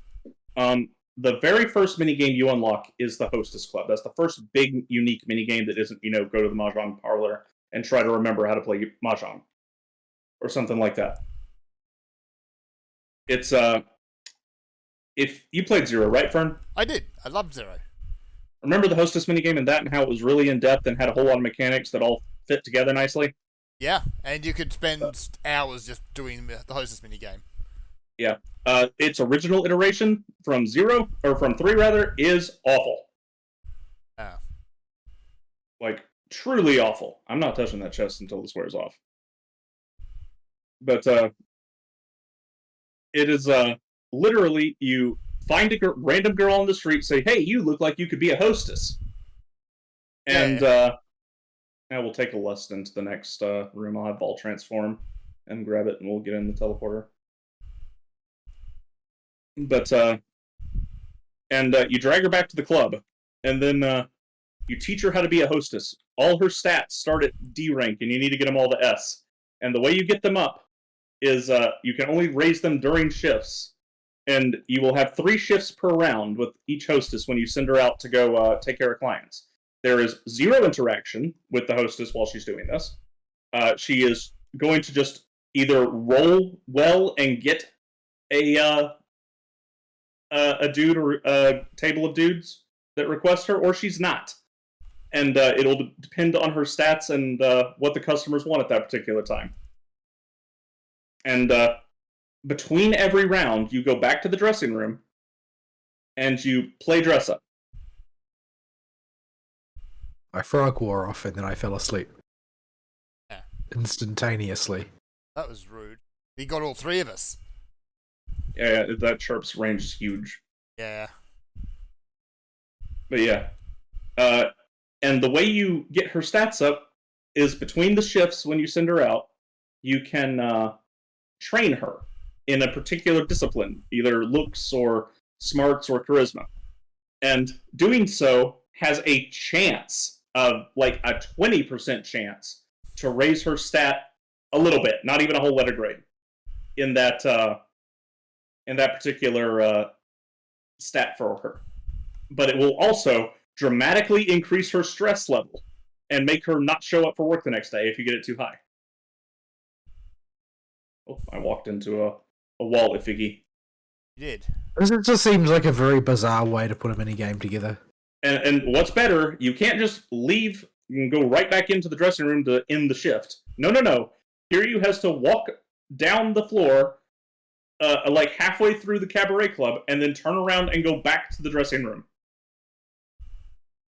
Every single time. And it sounds to me like it needs more Majima. Yeah, and he has to RP walk it the whole time. Yeah. So, it's bad. It's like, bad. Really, I am not adequately describing just how bad this minigame is. It is. Is this the only one in which it's that bad? No, they repeat it for 4, but it's a minor minigame there, and there are other bigger minigames you can mess with. So it's not the only first introduced big minigame. But yeah, it was clearly half-baked. Yakuza 3 in general feels half-baked. Like, this thing needed a bit more time in the oven.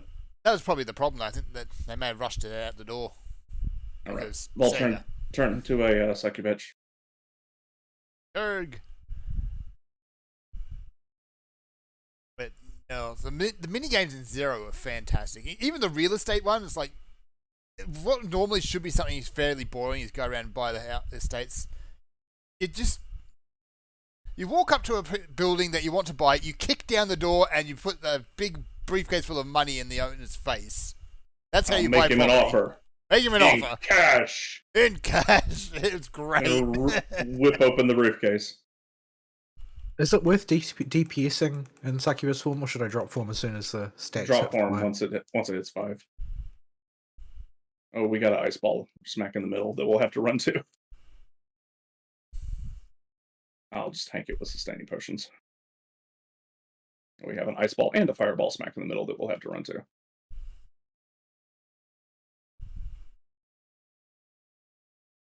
Middle. Oh, Fern, you're so dead. Hey, over here. There we go. I'm alive. No. I'm going to take him over here so that Fern won't drop ice balls where we're supposed to run to. He should be dead before we have to run again, actually. I think we'll be okay. Yeah. Ah.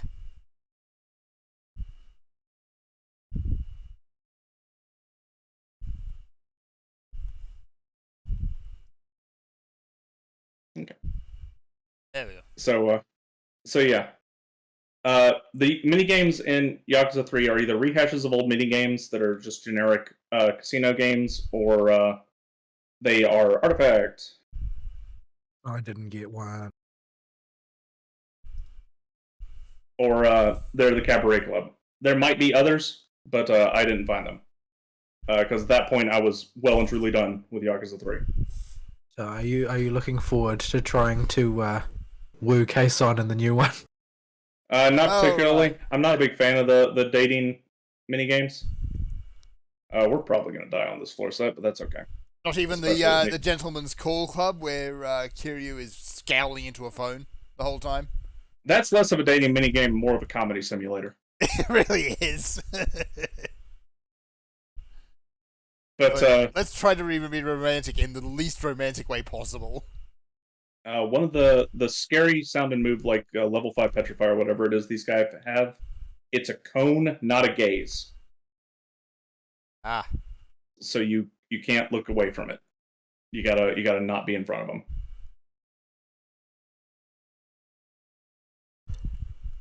So yeah. Now I mentioned cut content. The Cabaret Club was originally cut for the original English release of Yakuza 3. I would have been perfectly happy if it had stayed that way. Yeah, sounds like it. But people wanted it back, so they brought it back in for the English release.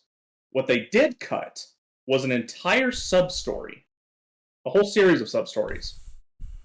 Because it is, for this day and age, apparently very politically incorrect. It was not cut for quality reasons. It was not cut for any reason other than modern politics. It was cut for the ubiquitous quote modern audiences unquote. Yeah, so there is a man in a dress who has very effeminate mannerisms that will chase Kiryu down in the original sub-stories and subject him to all kinds of terrible things if he catches him and Kiryu has to run away. All these things are shown off screen, and it's just implied that he gave Kiryu the no touch. Ugh. So this was cut. And so I don't know what this character's characterization actually was, but because it was a boy in a dress that did it, it gets cut. Yeah, but that's like one of the most commonly used gags in very Japanese games. Like they even had it in Persona 5. What did they do with it in Persona 5? I don't think they cut it from Royal, but I think they did change the dialogue. I can't honestly remember it. Like, because that's just like that's a standard of Japanese comedy. Yeah, it's a standard the same way that it's in British pantomime. Yeah, it's a very common trope for Japanese comedy bits in media. But apparently that's not acceptable in today's day and age for the Western audiences. They just can't handle it. So for the Western releases, that whole sub-story series has been cut. There is a mod that replaces them because all the assets are still in the game. They're just turned off. Or not replaces, re-enables them. And oddly enough, in both this game and the next game, they have amended this issue in later releases, but with Western countries, they will just remove the pachinko parlor or a good chunk of random gambling stuff because of international law. And in 3 and 4, it's especially bad. That's actually America's fault. Like that is solely America's fault. Like the European countries that have gambling-related laws are specifically to do with who can and can't gamble. Only in America is gambling outlawed anywhere. Yeah, it's illegal anywhere outside the Indian reservations and some sections of Nevada. So yeah, to get around this, they just removed it from the older Yakuza games. They have a fairly creative workaround these days, though, where they just release the gambling content, like the pachinko parlors and stuff, as free DLC for the Western release. So that way, it's technically a separate purchase and gets around the law with a nice loophole. Yeah, they can classify it differently, and there you go. Yeah, so it gets its own entry, and well, they can also remove it from the marketplace in any country that it causes problems. Yeah, they leave that open for themselves. Yeah, so yeah, that's what they've done for the West now. But in 3 and 4, the only reason I bring it up really is because oh, is that chest a gold one? Yeah, it is. Let me go check it. Touch it. Ooh, ball, come touch. Give it the yes touch. Straight on the innovation trap. Yep. That's okay. We got a Manticore. But in 3 and 4, they will have random NPCs you can talk to in the street, like in most Yakuza games. And there are quite a few of them advertising the pachinko parlor that's not enabled in the release. Oh, that's just the altered dudes, so we'll go this way instead. Go to Japan, pachinko is not gambling. Totally not gambling. Absolutely not. Yeah, you're just playing for little balls, right? Exactly. Yeah. Paying for points. So yeah, it's just very odd how there are so many NPCs that you'll find advertising the pachinko parlor and telling you where it is, and you go there and the building doesn't even have a color like all the buildings that you can enter in Kamurocho usually do. There's a strength fist basically inside the teleport circle. Okay, I'll pop it before we leave. Let's get back down there. Let's get back down there.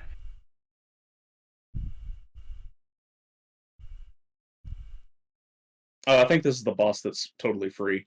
So, oh, me and Vol can both use resolutions on his butt when we get to him. That'll be funny. But yeah. Bully. So yeah, that's it for Yakuza 3 pretty much. I don't have a lot to say about the game because I rushed through the story. I just really wanted to see the main story, so I was caught up mostly. But yeah, the gameplay has not aged well at all. Is there a patrol coming? Yeah, I keep meaning to play those games, but it seems like such an ordeal to do so much content that I've never really knuckled down to do it. Yeah, I don't have the time for massive projects like that these days. I keep thinking that, oh, well, yes, at some point in the future, I'm definitely going to have time for that. But then something will break at work and 2 people will resign. Yeah. Yeah, the problem with Yakuza 2 is it is very easy to pick up on a bit of side content and go down a rabbit hole. So here's bumbling around and experimenting a little bit with the side content, but not diving into any of it when I realized how bad Yakuza 3's combat was. It took me about 20 hours on the playtime-o-meter. If you cut all of the fluff I tried to start doing before I realized how bad the game was, it's probably closer to about 15 just to burst the main story. So it's quite short for a Yakuza game, for its main story.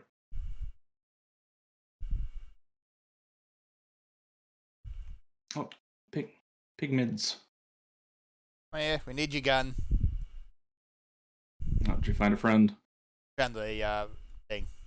A horde. Oh, okay, I'm coming. I was killing pigmids.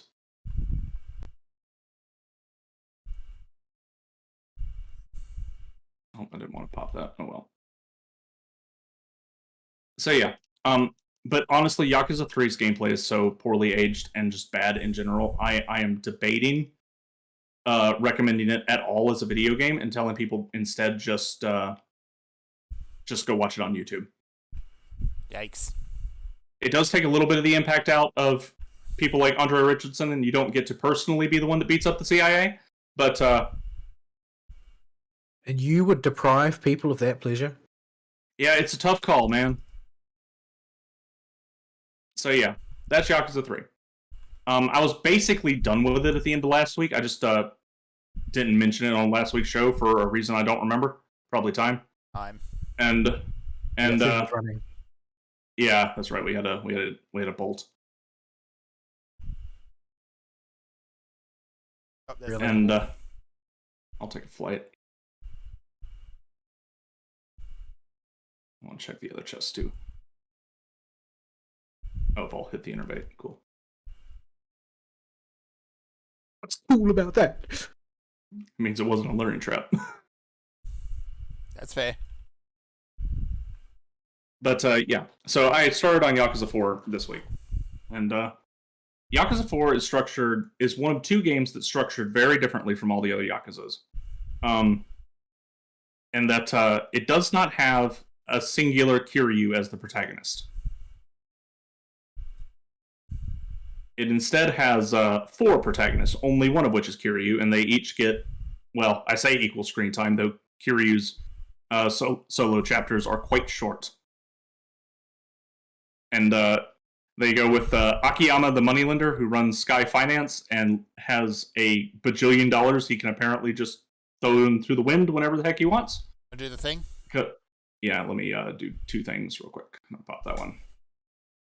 Pop that one. Pop that one. Pop that one. Nope, come on. No, pop that one.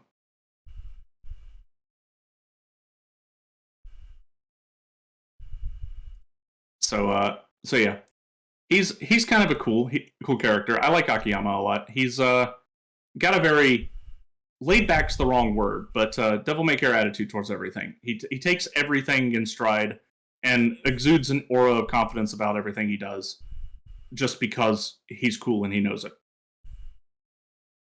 And he's also a genuinely nice guy and isn't a member of the Yakuza, surprisingly. Okay, you know what? I'm gonna intentionally step on this lorry trap. Just to have more, Chief. Just to have more stuff to bop.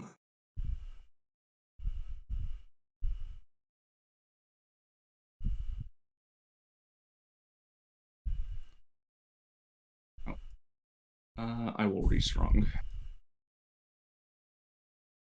The second character is a not a super corrupt cop, but still a corrupt cop, who was played by some OG. In the OG version, he was some big name actor. Fern, you're not in the hole. My fellow got a white ass. Does not count unless the center of it's in the hole. He was played by some big name J-pop actor or something, and so this was another reason it took forever for them to get releases out for Yakuza 3 through 5, is because this guy in Yakuza 4 had his likeness tied to the character, and he was the voice actor for it and all that. And so they had to completely redo him for the remakes because they don't own the rights to use his image anymore. So that's made re-releasing Yakuza 4 and the games around it very difficult. Any game that had him show up in cutscenes at all was just a problem for them. So they finally, with these re-releases, and to my understanding, this is the primary reason for the re-releases as the remasters, was so they could actually put these games on modern consoles without having to worry about this guy's likeness interfering with it. So he's still the same character as written, but he's now portrayed by a different guy in his voice acting, and he has a different model that looks in the same body shape, but is clearly different from the J-pop dude. But he's okay. He unfortunately protects the immigrants, or the illegal immigrants, so he loses points. Like, he couldn't be the corrupt cop that does something cool. No, he's got to protect illegal immigrants. So, don't have a whole lot of sympathy for him. His gameplay is also really weird. He has a counter system in Yakuza, but it's not Tiger Drop counter. It's instead of guarding for the first about 2 seconds of his guard, he flashes white and will instead grab the enemy on automatically, regardless of what direction he's attacked from, and throw them forward. And if you throw them into a wall, you get a wall bounce and a hard knockdown. It's very strange. Makes him rely on his quick combo way more than the other characters after the wall bounce or after the counter. Could take or leave him. His story is interesting, but his gameplay and his character are kind of whatever. And then you got Saejima, who's been hyped up as a background character since Yakuza 1 as a playable character, as Majima's sworn brother that was arrested a billion years ago, like 25 years before the start of the game, and is on death row for murdering 18 dudes in a rival clan. Yeah, that would do it. With guns in Japan, which is a big deal. Also leads to probably the dumbest twist in Yakuza, even for Yakuza.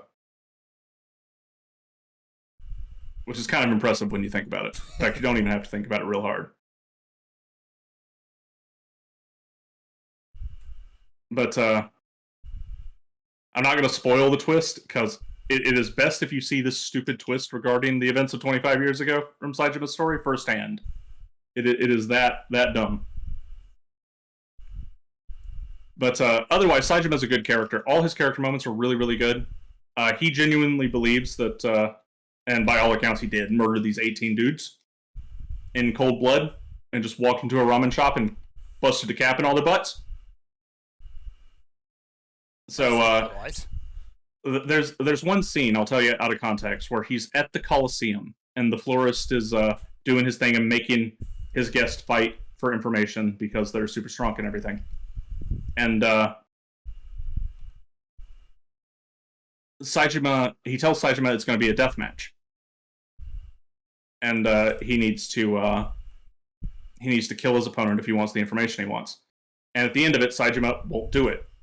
When the crowd's baying for blood, he stops and gives them all this really heart-wrenching look and yells at them for a full 2 minutes about how none of them know what it feels like to take a life and the heartbreak that leaves you with when you think about their families that you made them leave behind and all that. It's a really good scene. And it really sells Saejima as a proper character, not just a thug and a hitman.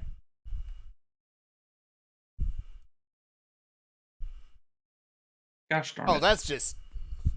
Yeah, that's cruel. That's mean. That's cold.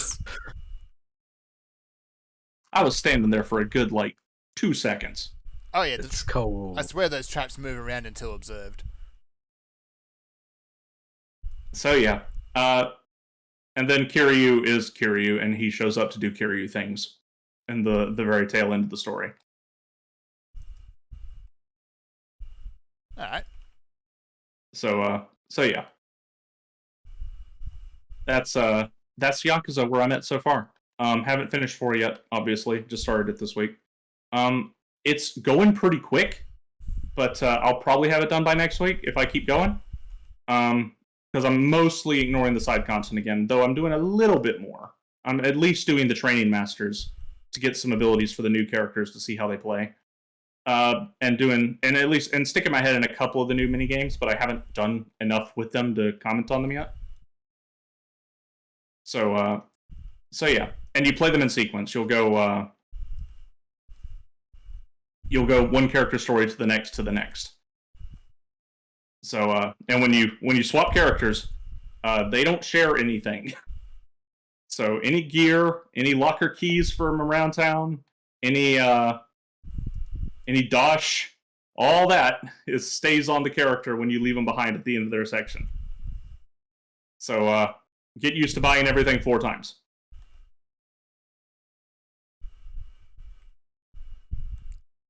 I will restrong. Yeah, go ahead.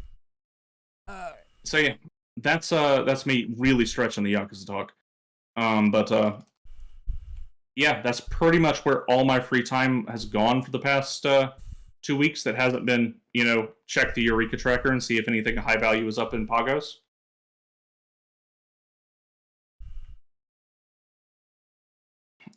So, because I really just haven't wanted to sit down and play much Final Fantasy stuff this week, honestly. You haven't wanted to spend more time in Pagos? What are the odds? It's that or Delibram Regine for the projects I'm working on right now, and I'm just I'm gonna have to take those slow. Take them a bit at a time. Volstrom. Because no. So yeah, it's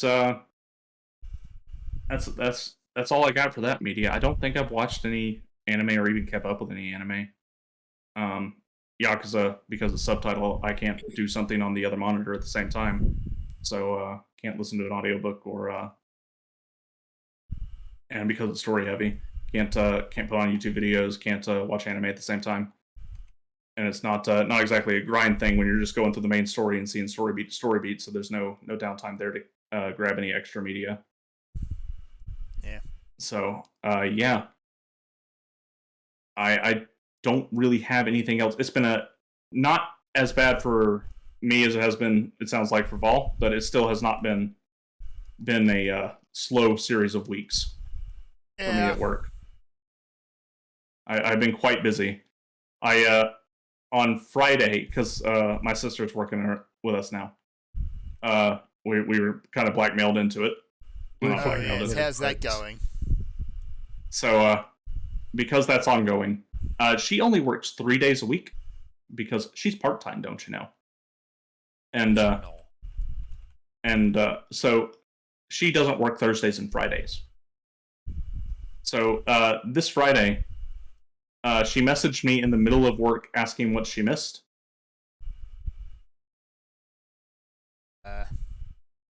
And I don't know about other people that have to respond to emails all day, but on a moderately busy morning where I have to solve enough projects, that's what my work email outbox looks like around lunchtime. It's got like 10 messages in it, sent from the same day. I really, really hate checking my email. Every time I open my inbox, I just have a sense of dread. Yeah, I hate it too, but it needs to be done. Otherwise, work don't get did. Oh, I should pull the arm in. Oh well. But yeah, she was flabbergasted at this. Like, wow, that's super busy. I'm like, no, this is normal.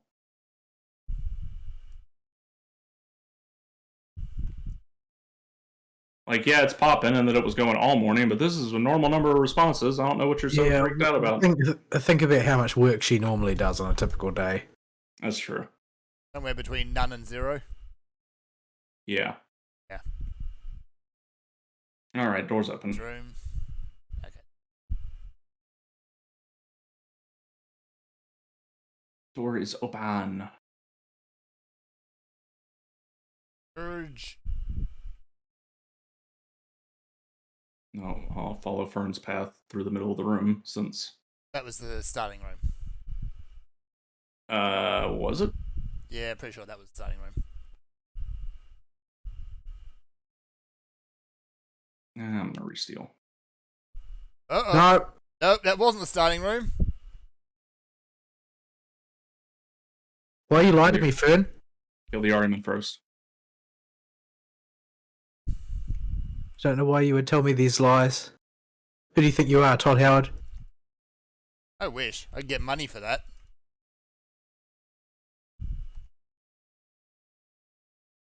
Oh, one of them's an imp. I'm like, why is it chewing on ball so hard? Oh, imp.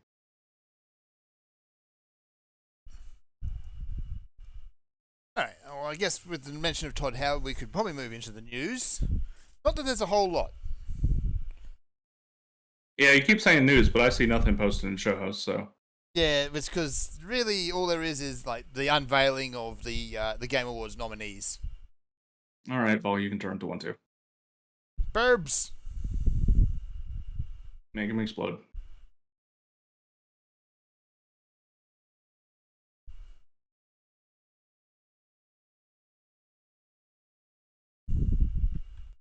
This boss is just downright silly with how big of a joke he is.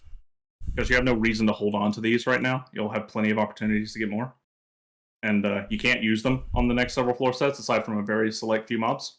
So you might as well just use them and blow him up. Yeah, might as well just make him explode. Yeah. So yeah, we won't go too deep into the Game Awards now, because that's... Really, we're going to use Rantathon to do that. Artifact. But one thing that really stood out, and to absolutely nobody's surprise, is... I didn't get any artifact, as usual. That's also nobody's surprise. 140 onwards is going to take too much focus, I think. Alright, so we can go and just derp around for a bit. Alright, yeah, Starfield got snubbed. How is it a snub? If you totally don't deserve to be involved, how is it? Yeah, exactly. You mean it got a token mention under RPG? Yeah. Because Todd didn't pay his dues this year? Yes, alongside 4 games that are totally going to absolutely bury it. So yeah, it's even the people who are really hardcore. Ooh, that was a pure white. Sweet, that's money. Yeah, the people who are really hardcore supporters of Starfield are not even surprised. Pastel purple. Haha. I got pastel blue. A dark red too. I got money. I got a hairstyle that used to sell for some money. Doesn't anymore though. I don't really know why either. And Black Bosom orchestra roll. I don't know which song that is, but yeah. Presumably it's Edda's theme. Yeah, I would think it's Edda's theme. To the goob to go sell our crap. To the goob. I'm going to mooch then. You can't mooch the goob. You can't mooch to the goop. Goop. The goob. The goob. So, I've got the game nominees up here, and there's nothing really standing out as a surprise. It's like actually having anything of different or unexpected at the Game Awards would be a surprise. Mm-hmm. Although they have done the usual thing of there's one game that is like only just released, and it's up for like half a dozen awards. This year it's Mario Wonder.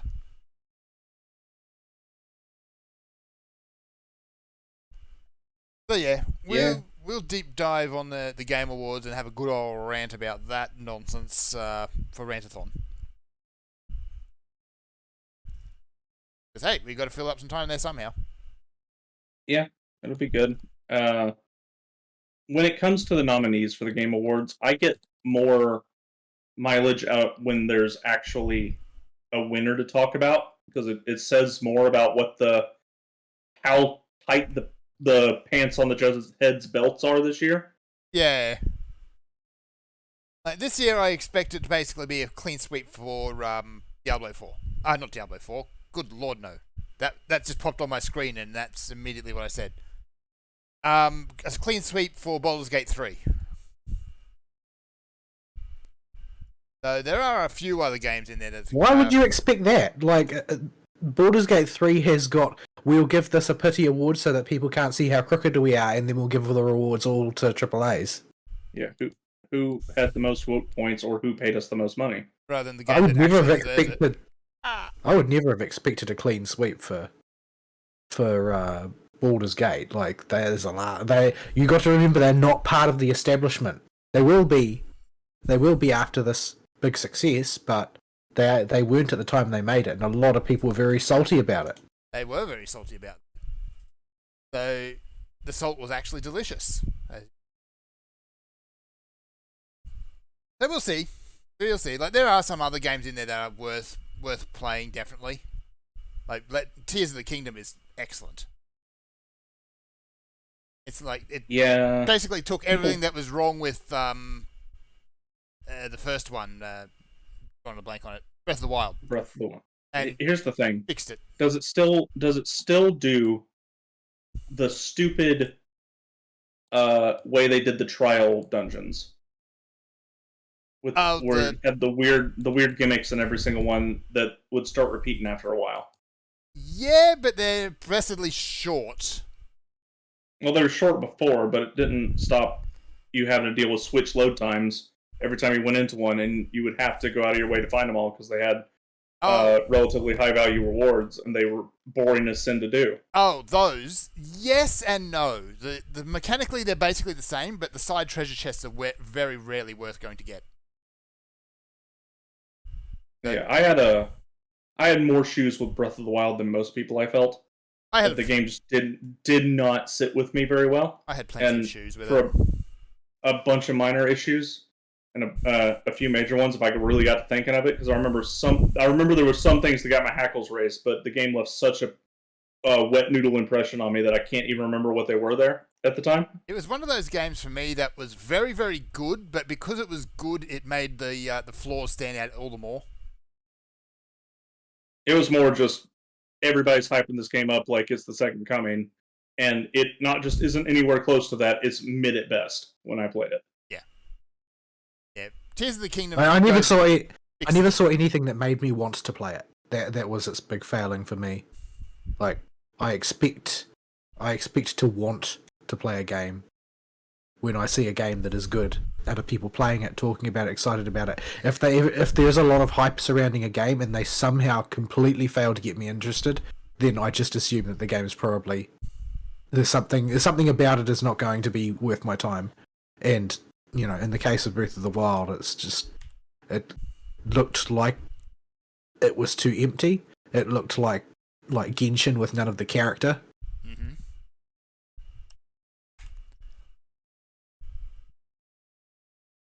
Hang on, did I?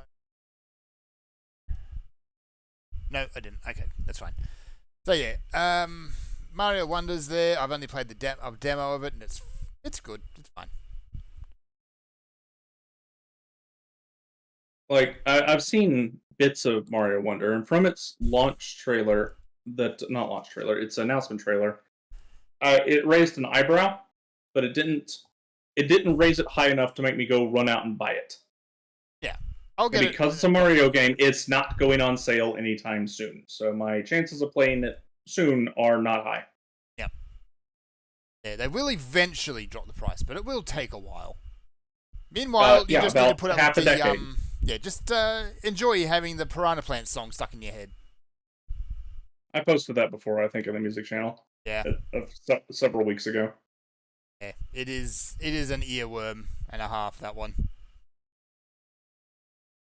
They're marching one by one. Oh, that was quick. Oh, my controller just died. Glad we didn't go to 140. That would have been bad. But yeah, just flicking through it, like, it's the usual thing. Like, Game of the Year is like, here's your 6 games, your 5 games, and then like game art direction or best game direction, same games. Best narrative, mostly the same games, and so on as it goes. I'm gonna save it for Rantathon, but there's clearly somebody that paid their dues and had enough vote points this year. Yeah, like there's always it's one of them. It's incredibly obvious if you look at the list, but I'm going to save it. Oh yeah, I know which one you're talking about. Because that game has really no right being alongside the rest of these. Yeah. This year in general for video games has been kind of wet noodle for me. Yeah, But that's not that they weren't good games, because you certainly played and enjoyed quite a number of good games. Yeah, it's nothing sticking in my memory. Aside from Reverie. Reverie's about the only one that really stuck with me. I think it's more that I think that this year had such a big gap in hype versus payoff. Yeah, like the big hyped games that this year have all been damp squibs. Yeah, I haven't played a bunch of the ones that would normally be in my wheelhouse, like Baldur's Gate 3. I just haven't played it yet. I also don't really understand why people had any faith in Starfield, like, because people actually seemed to have high expectations of it, which I was just incredulous about, since there's literally no reason to have high expectations for, Skyrim in space, because that was what it was going to be. That's exactly what it was going to be. It's going to be a mediocre port of Skyrim to a space setting, and in fact it was slightly worse than that, but still your expectations couldn't possibly be any higher than that. I went in expecting Fallout in space. That's precisely what it got. But after playing through to the end, now I just wanted to go back and mod the hell out of Skyrim or Fallout. Yeah, I'm deliberately ignoring 2 games that also stuck in my memory, because I got the small skeleton of a rant I'm prepping in my head for Rantathon that I haven't put down on paper or really thought through yet. Wow. So I don't want to blow on those. Amongst the big releases this year, though, I enjoyed some of the memes. Particularly, I enjoyed the filter memes. Oh yeah, Armored Core is one of the 2 games, but it's filtered by the helicopter. I really must play that. I just really have to get round to it. I do love me some Armored Core. Just got to get around to it. I need to finish Fate Samurai Remnant as well, and I've been very pleasantly surprised by Fate Samurai Remnant. It's got a raft of issues, but overall the whole experience has been very good, very enjoyable. Yeah, it was better than what I had hoped, and it was everything that I wanted out of that game, more or less. Yeah, it's like I've been kind of on the fence about playing it because it's there and it would scratch that itch. But then I think Extella had a lot of shoes. Well, it's nothing like Extella, so that's an improvement. There's no similarities between them other than the fact that they both have Musou ancestry. Yeah. I could have been tempted to impulse buy it until I saw you fight, like, was it an eyeball thing or a licky tongue thing? I forget. On the other monitor. The licky tongue thing also has the eyeball. Okay. Yeah. The stupid little shell gauge took you like a full 5 minutes to get through, and this is a normal encounter. I kept thinking that there must be some way that you're supposed to deplete them faster, but I can't find it. Like, if you just make, reckless use of your servants, you can deplete them really fast. Servants just carve through them like they're not there. But if you do that, then you won't have your servant when you need them to fight, like another servant, and you need them for that, because servants are serious business to fight. Much more serious business than the monsters. So if you're advancing through plot beats, you can't afford to recklessly burn through your ability to fight using your servant directly. It's too valuable. The main reason I haven't purchased it yet, though, is it is still worth $90 dues. And unfortunately, because it's a Fate product, it also won't drop in price anytime soon. Well, with Fate games, I don't think that's really so. I don't really think that's so. It'll take a while, but when it will drop, it will drop. It doesn't really matter that it's a Fate game. The question is whether it's a Koei Tecmo game, and Koei Tecmo games do drop. So they do drop. Yeah. It depends on who the publisher is more than anything for Fate, I think. We'll see. If I see it on sale, I might grab it. I think it's definitely worth playing if you can get it on sale. Like, I only bought it because I'm a fan. Yeah. At launch price, but I've enjoyed it. I feel like I've got my money's worth of like the sort of like genuine Fate experience TM. Like it tells a very conventional sort of Fate story, except you get to be at the point of view character throughout, sort of thing. You get to look over his shoulder and everything. But Yeah, the gameplay does have some pretty significant issues, but I think that they're the sort of issues that it feels like it's just because the developers are sort of an amateur at doing the type of game that they're doing, because all of their experience is with Musou, quite obviously, and they're just trying to, okay, so now we want to do sort of like an action adventure game, the way you would see another action game like Devil May Cry or something like that, but we've got no experience in any of that crap. So we're just going to sort of bumble our way through. And so the mistakes that they made, they feel like mistakes. They feel like, oh, well, I didn't know what to do here and I tried my best and I didn't get it quite right. Like, the shell gauge thing is a combat pacing issue. Like, you can see what they were trying to do and how they were trying to make the enemy seem durable and intimidating, but that it throws the pacing off. But having, like, elite enemy mob battles paced correctly is something that you only get from development experience and making several of that type of game, and they don't have that. Yeah, so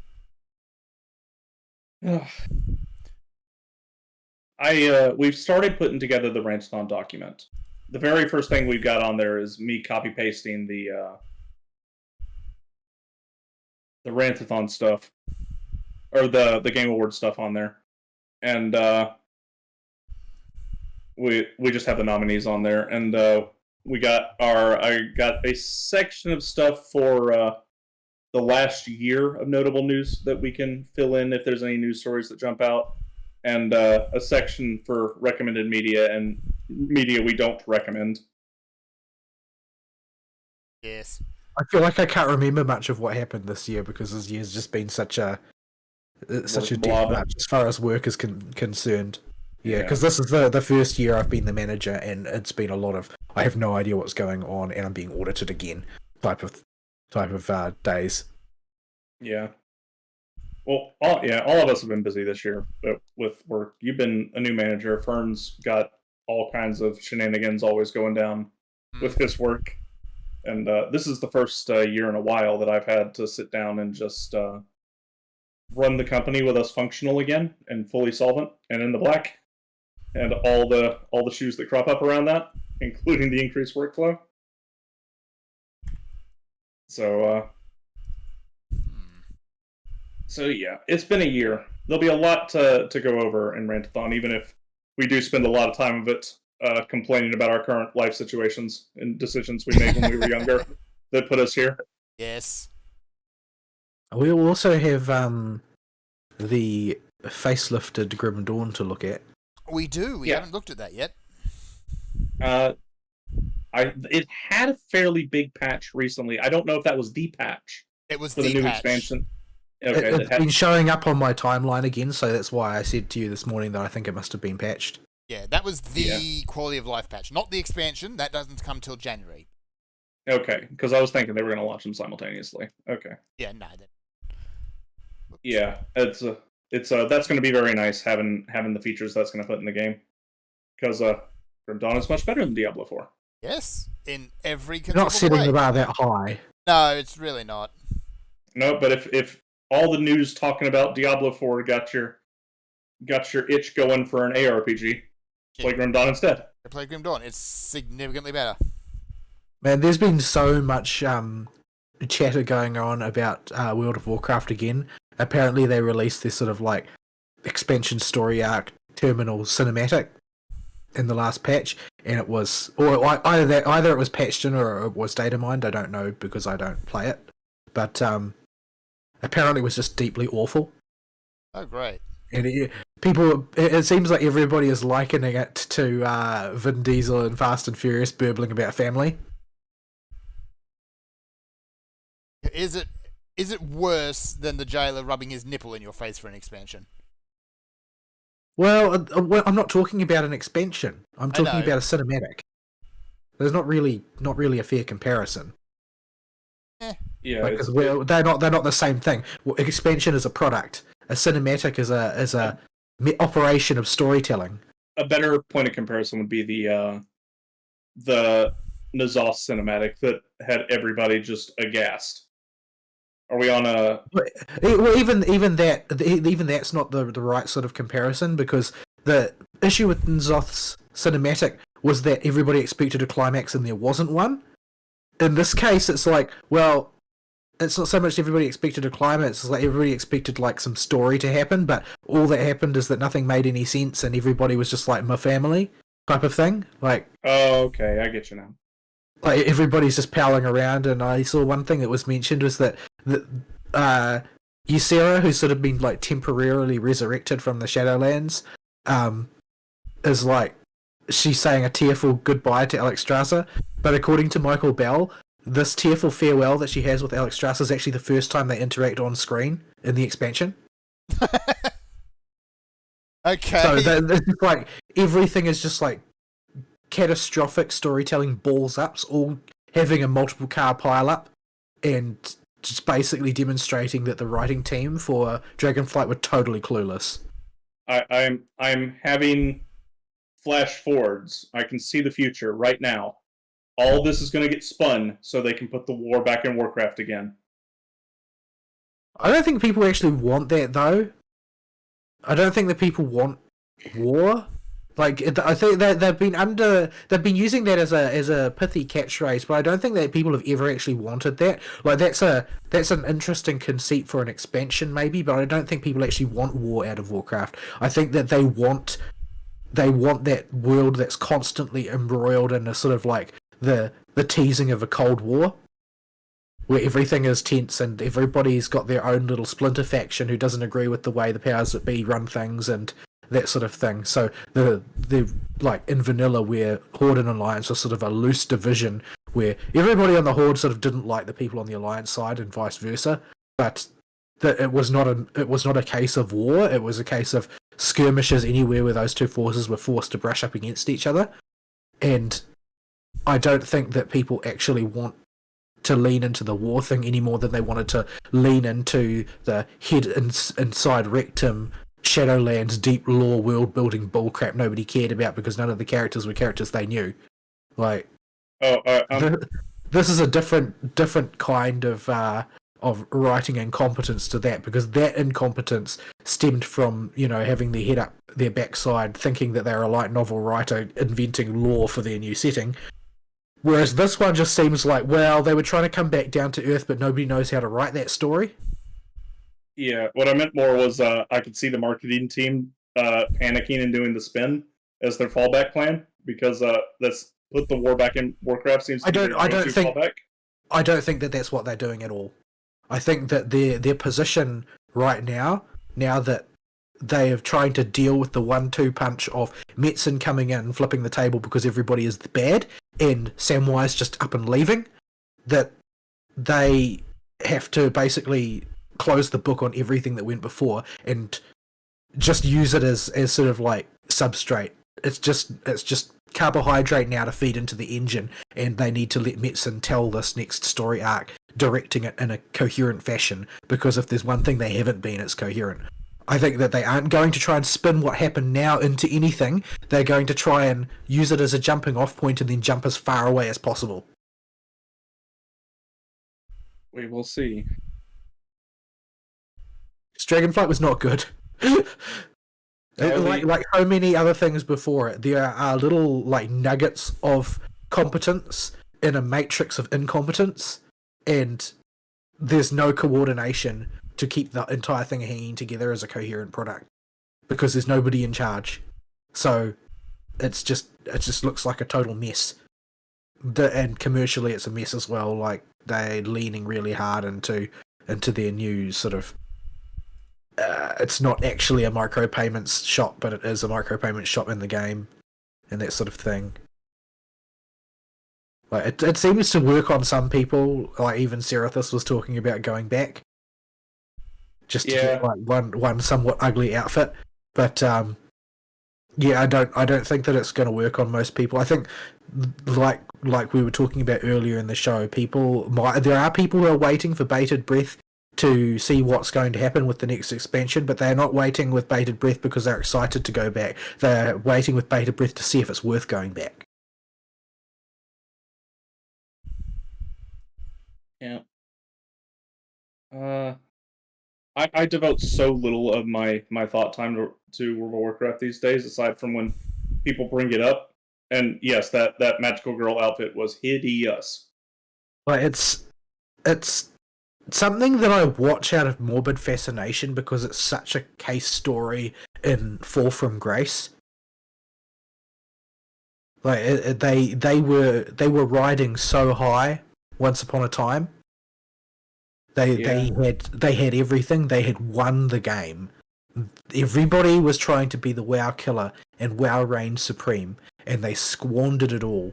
And it's sort of like a really intriguing riches to rags sort of story, where they've taken everything they've had and ruined it. It's sort of like the bizarre inverse of the sort of surprise, startling revitalization of Final Fantasy XIV into a competently structured game, whereas instead they have like this slow and steady but totally relentless decline into complete irrelevance that World of Warcraft is experiencing. And they have their little bumps. Like, people still talk fondly about Legion, or at least certain aspects of Legion, where they see it as rather a revival, but then it's just been sharply downhill since then. And people tried to talk about Dragonflight as a revival, but I don't think anybody, even the people who were previously shilling it, buy it anymore. Like, Ari likes to characterize it like there's lots of people defending Dragonflight because it's better than the shite that was Shadowlands, but basically that's only taking place in Ari's head because he's outside of contact with the spheres discussing it, because that's really not the case. There's nobody defending it. It's not happening. The most last people, week a holding pattern at best. The most people do for Dragonflight is they shrug. And they say, "Oh well, I mean, I played it a bit, didn't think much of it." There's nobody who's vociferously defending it as being good. There are people who were huffing the opium early on, and they said, "Oh well, this looks like it could be good, and this looks like it could be good." But nobody came along and said, "Yes, it actually was good." That didn't happen.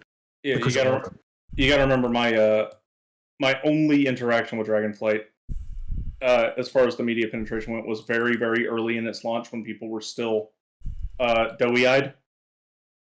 Well, they weren't entranced by it because of what they saw. They were entranced by it because of what they saw could happen, and none of that manifested, not in any real sense.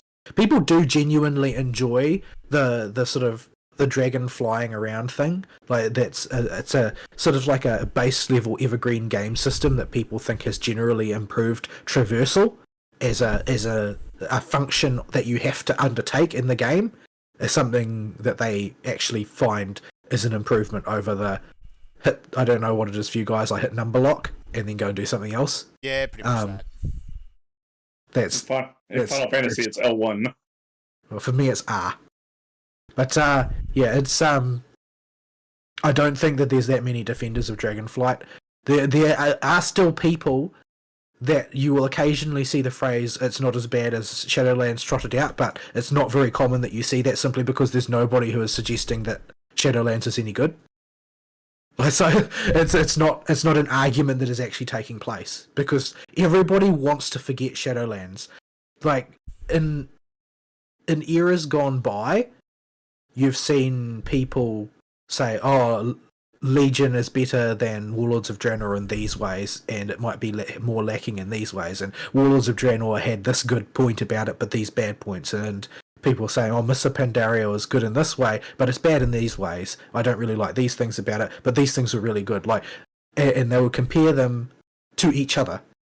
When it comes to Shadowlands and Battle for Azeroth, nobody compares them to anything or even mentions them, because they all just want to forget. Well, what I'm getting at more when I bring that up, I don't think it's a very conscious thing with people, because they seem to want to forget Shadowlands. They just know what they got now is better. When I'm specifically talking about the subset, the thing is that they don't think that. They don't think about it being better, because they don't want to think about the previous thing at all. I've only really seen complaining about Dragonflight. I haven't seen anybody say anything was good. Only that, no, this was a miss, this was a miss, this was a miss, this is undeveloped, this was undercooked, this didn't work, why did they do this? It was strictly bad, this is terrible, why have you done this? Like, the only thing that people are saying is good is the fact that they're planning to, like, account-wide a whole bunch of stuff, like reps and stuff.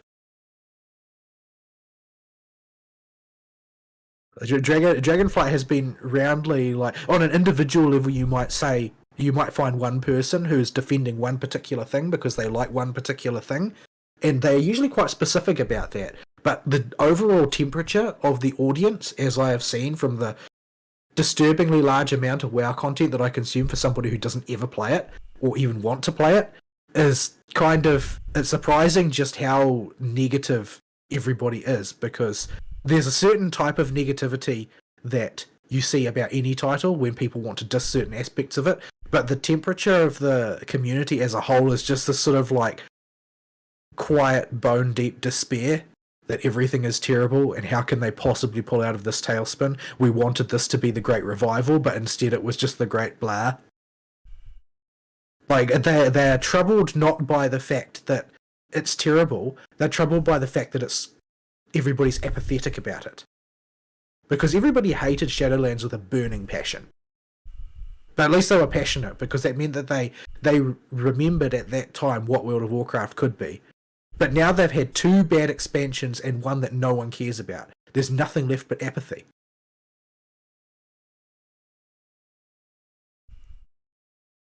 Well, guess we'll see if Metzen can pull it together.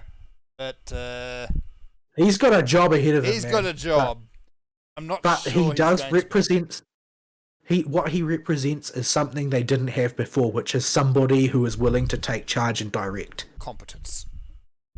It's not even about whether he's competent or not. I mean, he has shown evidence of potential competence in the past, but the real reality is that it would be better to have a mediocre leader than to have no leader and have everybody running off in whatever direction. Yeah, you need a point to. Well, you need a dude with ideas to focus people and direct them to all work towards the same end, instead of. I'm not sure what exactly Blizzard's old strategy was. It seemed to be just do whatever. And obviously, I'm right because I'm Blizzard. But the thing is, at a Blizzard level, it was sort of like it orbited around certain specific people. Like artistically, it orbited around Samwise. Narratively, it orbited around Metzen, and like there's a series of people who were all very, very critically important and acted as the nucleus of the way in which the IP will develop at Blizzard. Was like it was led by the sort of momentum that particular person had and the vision that they had for the thing. When World of Warcraft became a sort of an amorphous IP and all of those people were sort of removed from the mix, it was just coasting on momentum. It didn't have any like propelling force of its own anymore.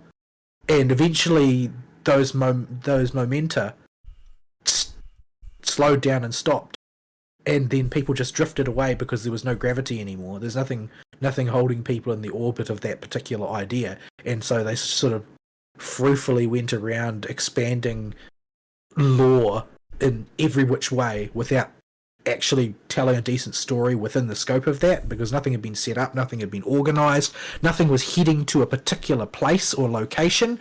And so you, rather than setting up a storyline leading towards it and then executing on a climax, you ended up with that bizarre reversal process where they come up with like a climactic enemy like the Jailer and then sort of retroactively insert his lead up to into everything else that happened before, even though you weren't there to see it. You didn't see it because he wasn't actually there. You're just told after the fact that, oh, and he was there behind the scenes here, and he was behind the scenes here, and he was responsible for this. And so they're actively invalidating all of your experiences in the past in order to set up something that didn't actually exist. And they have to do that because the person who is providing the motive force and leading the direction going forward was not there to drive them forward. So they have to insert that journey backwards from the starting point. Because they don't know what they're doing.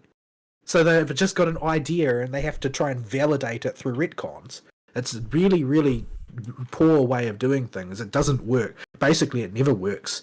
And as a result, they had to restructure the story itself several times, which is why the teaser material doesn't match the final material as far as Shadowlands was concerned. Which is why everybody just wants to forget the whole thing. Because it was just sort of made a mockery of everything that went before. Bringing Metzen back in gives them the opportunity to have direction and a driving force again. And since Microsoft seems to want to take a hands-off approach rather than Bobby's constant interference, then maybe they can do something to at least, if they can't save World of Warcraft, at least they could give it a respectable Twilight years. Yeah. We shall see. Though I do appreciate one thing that Microsoft has already done. They killed the Overwatch League immediately. Well, I mean, it was a total money sink, and it was something that Bobby kept insisting that they do. Yeah. Because he was like absolutely convinced that they could recreate American football Moneyball inside the esports arena, and there's literally no reason to believe that's possible. The only reason that esports have ever been popular is because of the grassroots thing. Yeah. Like, it's sort of like people will latch on to a team that they happen to see them play on a stream or something, and then they'll become fans of that team in an organic, grassroots kind of way. Like, you can't artificially insert these things into the real world. That never works. Even though, you know, if you look at football, I don't really know anything about American football. If you look at football as it exists in Europe, it is 100% a grassroots thing. Like, people will latch on to a team because either they grew up in a region or their friends are supporters of this particular team, and they just get sort of drawn into it, and then they attach to the idea of supporting a team that way. But it all comes from the organic sort of milieu in which the fan exists. It doesn't come as a manufactured product that you have deployed for people to consume, which is the way that Bobby thinks the entire world works. Everything is a manufactured product that is deployed to get the rubes to consume it. And, you know, that might work for a handful of people, but that's not how something which is a juggernaut like club football gets established. Yeah, even the most successful esports, like the older Evos, back when people actually cared what happened at Evo, like, all that was built and grown out of the Northeast USA, just grassroots arcade people. That's where, and it just grew out from there. They got lucky, got a few really big personalities like Yipes and Spooky, who were genuinely interesting commentators that could commentate well, and they were off to the races. But none of that had any kind of anything other than just people that played the game. Yeah, there was no corporate money that came in and purchased a team. There was no huge quantity of financing that was thrown at trying to make it a thing. It was a thing because the people who were involved in it naturally had people gravitate around them who wanted to watch. And it's the reason why it got established, it's the reason why it still exists to some extent, and it's the reason why it stayed small, because any such thing is going to stay small for a long time. Like, surely nobody seriously believes that club football and presumably American football, presumably things like the NBA, I assume that nobody seriously thinks that thing sort of, you know, leapt fully grown from the forehead of Zeus. Like, these things grow over time. You can't simply will them into existence with enough money. Yeah. People won't attach to that because it will immediately appear artificial, which is what happened with the Overwatch League. They just tried to make it happen. They tried to make it happen by sheer financial force. But the moment Overwatch launched, it was there. It was like, here is the Overwatch League immediately. Yeah, the league can't also be a product. That's not going to work. Because people know what product that they wanted when they wanted to participate in Overwatch, and that was Overwatch. The people who liked Overwatch, they purchased Overwatch and they played Overwatch. The Overwatch League is a totally other product that is totally adjunct, orthogonal to what their experience of the game is. Like, why would they care about that? There's no reason to care about that. They don't know who any of these people are. Why would that be important? It's not, because it's a synthetic organism. It's not part of the experience of playing Overwatch. It's not even related to the experience of playing Overwatch. People know what the experience of Overwatch is like because they're playing it.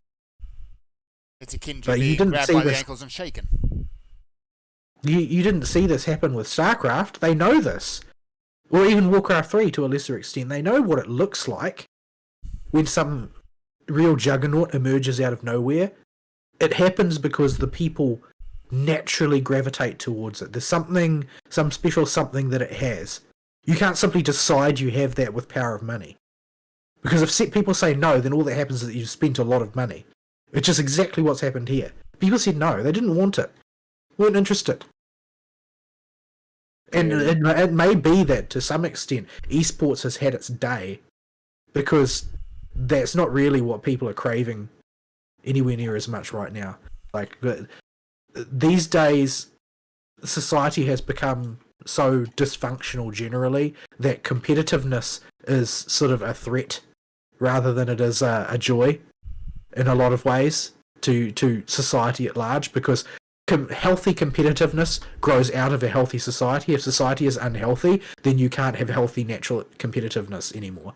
So, that's why streamers have taken off, and most streamers are not competitive in any kind of organized way.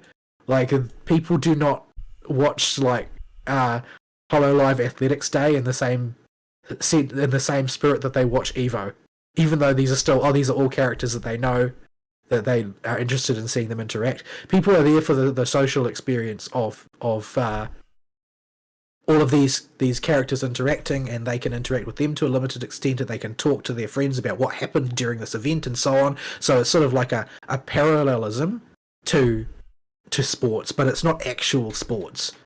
It's not actually competitive. And I think that's just because, generally speaking, everybody is socially staffed. Things in society at large, as electronics has taken over the world, are not terribly healthy, and they aren't going to naturally return to being healthy. I think that we're in for a crisis of epic proportions as a civilization before things will stabilize again. And I think that the running down of competition is an aspect of this. Like, even if you look at things like, and to some extent it's due to the new era of preachiness and politics that takes place as America, and sort of radiation that comes off of the United States. But my impression is that general interest in like NFL and NBA and that has nosedived. And the same applies to club football in Europe to a certain extent. They have, what's a good way to describe this? It has declined, but not for the reasons you would think initially until you think about it for a second. What football is, I know mostly football because everybody follows football in the US. Everybody. Even if you don't follow football, you have to at least be aware of the teams. So what has happened is this woke garbage has entered football and has totally taken it over. But the boomers are too addicted to football to put it down. But what they've actually caused is nobody new is starting to watch football. The younger generations have a incredibly low uptake for it. Is it because it's been typecast as a boomer thing? It probably in part has been, but yeah, I think that this is a social dysfunction more than anything else, because I think it's like my image of Americans interacting with football, and to some extent Europeans interacting with football is quite similar, is either they go to the game in a group and they get drunk and yell at each other, or they gather in somebody's living room to watch the game and get drunk and yell at each other. And it's probably the same for NASCAR in the South. Everybody gets together in somebody's living room, they have a barbecue outside, they yell at each other and get drunk as the cars turn one direction repeatedly for several hours. Like, it's a social event. But nobody socializes anymore because socializing was banned under COVID and never really recovered. Yep, all hobby shops are dead. I don't get out of my house after that. And I think that competitive sports is suffering from a similar thing, because what made competitive sports interesting was competing with people vicariously through the team you support. Yeah, and fantasy football used to be all the rage. You can only do that if you are with other people. You can only really do that because it's sort of like your proxy teams, right? Football hooligans in in South America and in England are sort of like the example of that taken to its most toxic degree. But the half the fun of it was that you've got this one group of people that support this team, and you've got this other group of people that support that team, and they hate each other for no reason other than they support different teams for the duration of a game, and they can go out and drink together afterwards, provided that they aren't English football hooligans or South American football hooligans. But most sports fans have this sort of like petty rivalry against each other that they cultivate in groups because it's a social activity. Holding large scale societal grudges is a social activity, and I don't feel like social activities exist in that way anymore. And because of that, these sort of cooperative games that form into leagues also don't have the sort of dynamo of public interest that they used to, because people can't get together to have opinions about them anymore. Everything just happens online, and you can be way more toxic online than you can in front of a person who will actually punch you because you're both drunk. So the whole of online culture is, I think, deconstructing by proxy a lot of the things that are around it that depend on lots of people being together. And it was catalyzed over the sort of activation energy barrier by the COVID lockdowns, where it became temporarily illegal to gather.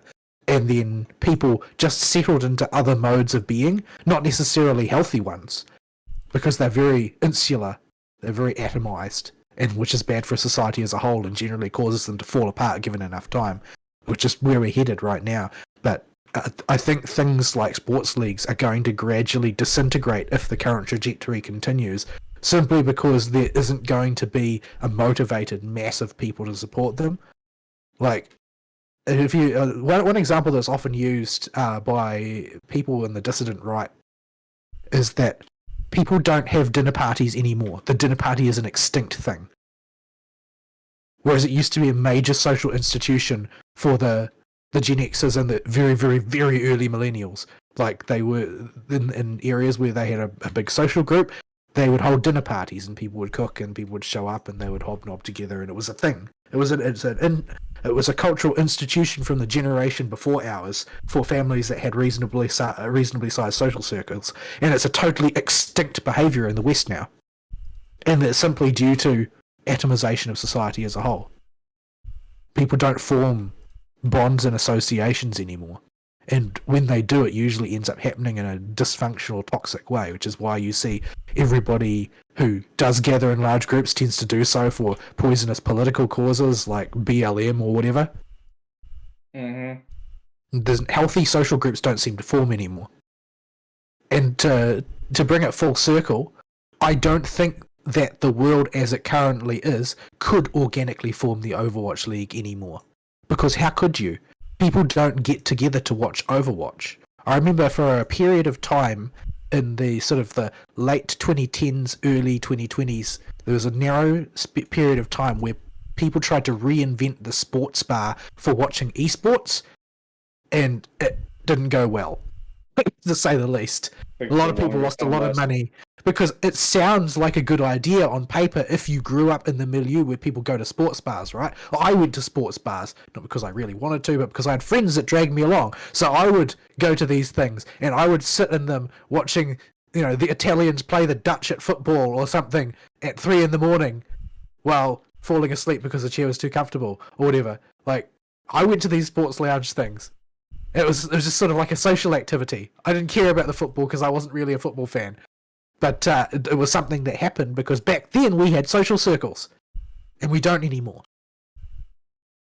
But how then, without that ability to form camaraderie in the sort of the personal way that you can when you only happens when you meet someone in the flesh, you can't. Without that, how can you form a league organically? How can you gather a fan base around something like that? The closest thing that happens now are the cults of personality that happen in streamers' chat boxes. You're running into two additional hurdles when it comes to meeting in person with digital entertainment. One is it's digital entertainment. The people that engage with it probably online first. So they have no reason to meet up with people because this generation, like I remember going to my friend's house to play Mario Kart. Yeah, I do too. But in the current online age, you're more than likely going to just play games online with your friends. So you're not going to have a reason to go set up coordinated events to set up anything. And number two is an extension of what you were saying before with the COOF lockdowns, where the COOF lockdown showed a whole lot of people they can be lazy and get away with it, basically. Yeah, it showed them an unhealthy lifestyle that they weren't going to be punished for in any way. Yeah, and they latched onto it because it's easy, it's comfortable. You don't have to do anything. Nobody will judge you because it's now the law. And there are no immediate negative consequences that are easy to observe. You have to stop and think for a sec. They managed to overnight create an entire generation of hikikomoris with very little effort. So it's just a matter of like, while society, generally speaking, is vulnerable to falling to this type of atomization, in the electronic space, you get to see it play and fast forward.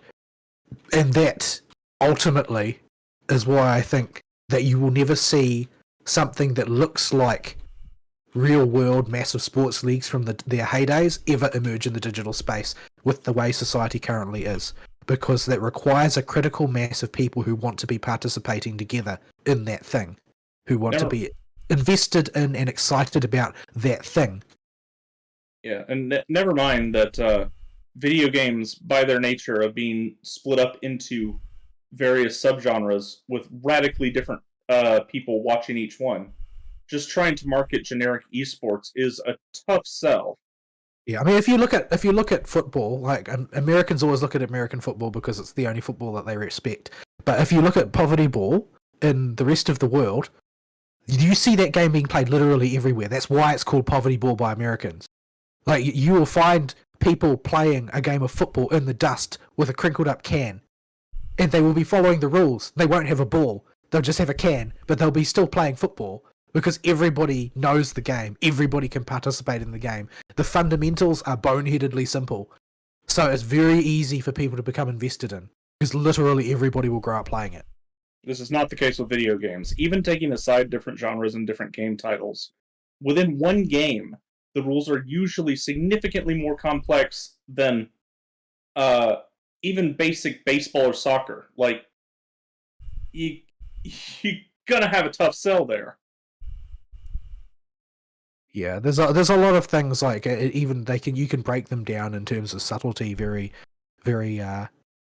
along very clear demarcation lines. It's like somebody like me who's the majority of my FPS playing was UT2K4.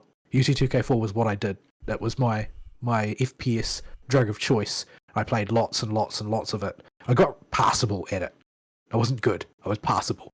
But if you compare the way you execute on that to, say, the next big thing the next big thing after it that came along was probably Modern Warfare 2. Like, and that one, like, the very idea that you can kill streak UAV, suddenly you can see everybody and you can plot your actions there. Damage curves totally different. Health curves totally different. Every aspect of it totally different. Nothing is finite. Things regenerate. Like, these games to an onlooker look superficially the same, much more similar even than the guys kicking a can around versus the guys kicking a football around on a football pitch. Like, they look more similar than that, yet they are more radically different. Yeah, and then that's just crossover within the same genre. You split out. You got your MOBAs, your fighting games, your shooters.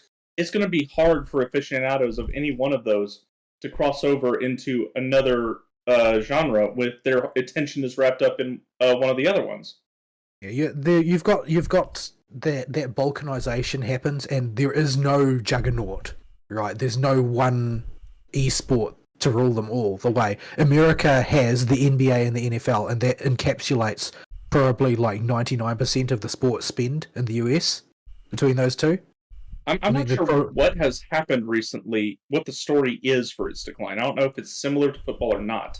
I imagine it's a bit different because the demographics are different, but the NBA seems to have just disappeared from the news. Yeah, I don't hear many people talking about baseball anymore compared to the way they used to either. But baseball was well on its way out before the digital age even really took off. It was slowing down. Because it's boring. Yeah. Basically, everybody that I hear who talks about baseball is like definitely in the boomer camp. But well, a lot of them are sort of like LARPing as boomers if they're not boomers. But yeah, they have like a handful of big juggernauts. I presume that the NFL is the biggest. It seems like the most money gets thrown around for it because people are always talking about the freaking Super Bowl. People talk about the Super Bowl all year, and then the Super Bowl happens, and then they talk about the previous year's Super Bowl until everybody forgets about it, and then they talk about the next Super Bowl. But there's no equivalent in video games. There very nearly was. I feel like StarCraft was nearly that. It nearly became like the idea of a competitively played video game. It was StarCraft. That's what StarCraft was. It was that game, the one that's played seriously by people. Yeah. But, also, mostly a one-on-one experience where they can't market teams. Yeah, so it's just not doesn't really do the job that they needed it to do. I mean, the thing, League of Legends basically went as far as it could reasonably go down that road, and Yeah, I think that they've carved out a niche for themselves, a fairly comfortable niche. But I don't think it's ever going to grow any bigger. I think that it's basically just going to sit the way it is now. I don't think League is growing. Like, they will report that they're growing, but games like League of Legends are much like games like World of Warcraft. They don't report people that are dropping off. And since there's no sub for League of Legends, they've got an excuse not to drop off. Yeah, League also has the advantage of being one of the very early ones to bust into that scene. So it was kind of there first. Yeah, it was basically, it was Dota without the legal troubles. It's like Dota would have been it were it not for the fact that it was tied to another company's assets. Yeah.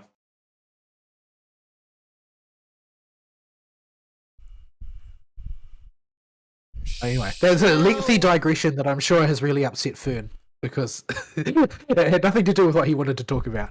I can't even remember where this conversation started. So anyway, we should probably start looking I wanted to do a segment. What's that?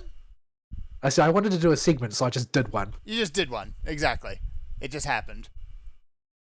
So yeah, with that, we should probably start wrapping up because we are at time. Yeah. And you got to run away right after the show, Fern? No, we got to sit down and we got to brains out a rantathon. We at least got to pick a date. Oh, that's easy. So, we already have the date.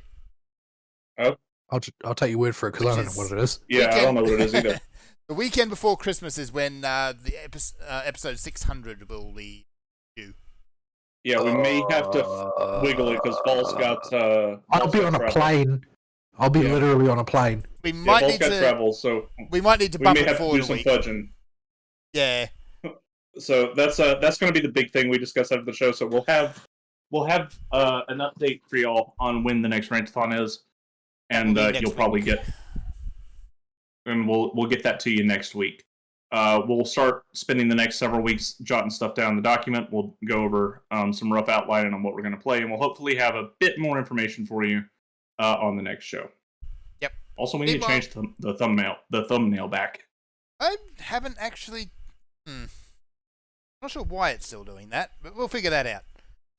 Yeah, I changed it for one show, and it apparently made it our default image for all of them because YouTube is dumb. Because YouTube is dumb, yes. I'm not taking responsibility for this. I'm not being sensei. This is all YouTube's fault. It said it was only changing it for the one show. Yeah, but it lied. Well, nobody really understands the YouTube UI. Not even YouTube knows how the YouTube works. Ain't that the truth? All right, folks. Give them some closing comments, and I'll get us out of here. All right. We're probably going to have a bit of a doldrums before the Rantathon, but we'll fill it up with something. We'll figure something out. We always do. Always do. All right, then. We will see y'all next week, and we will give you information on the Rantathons then. Sayonara. Bye-bye.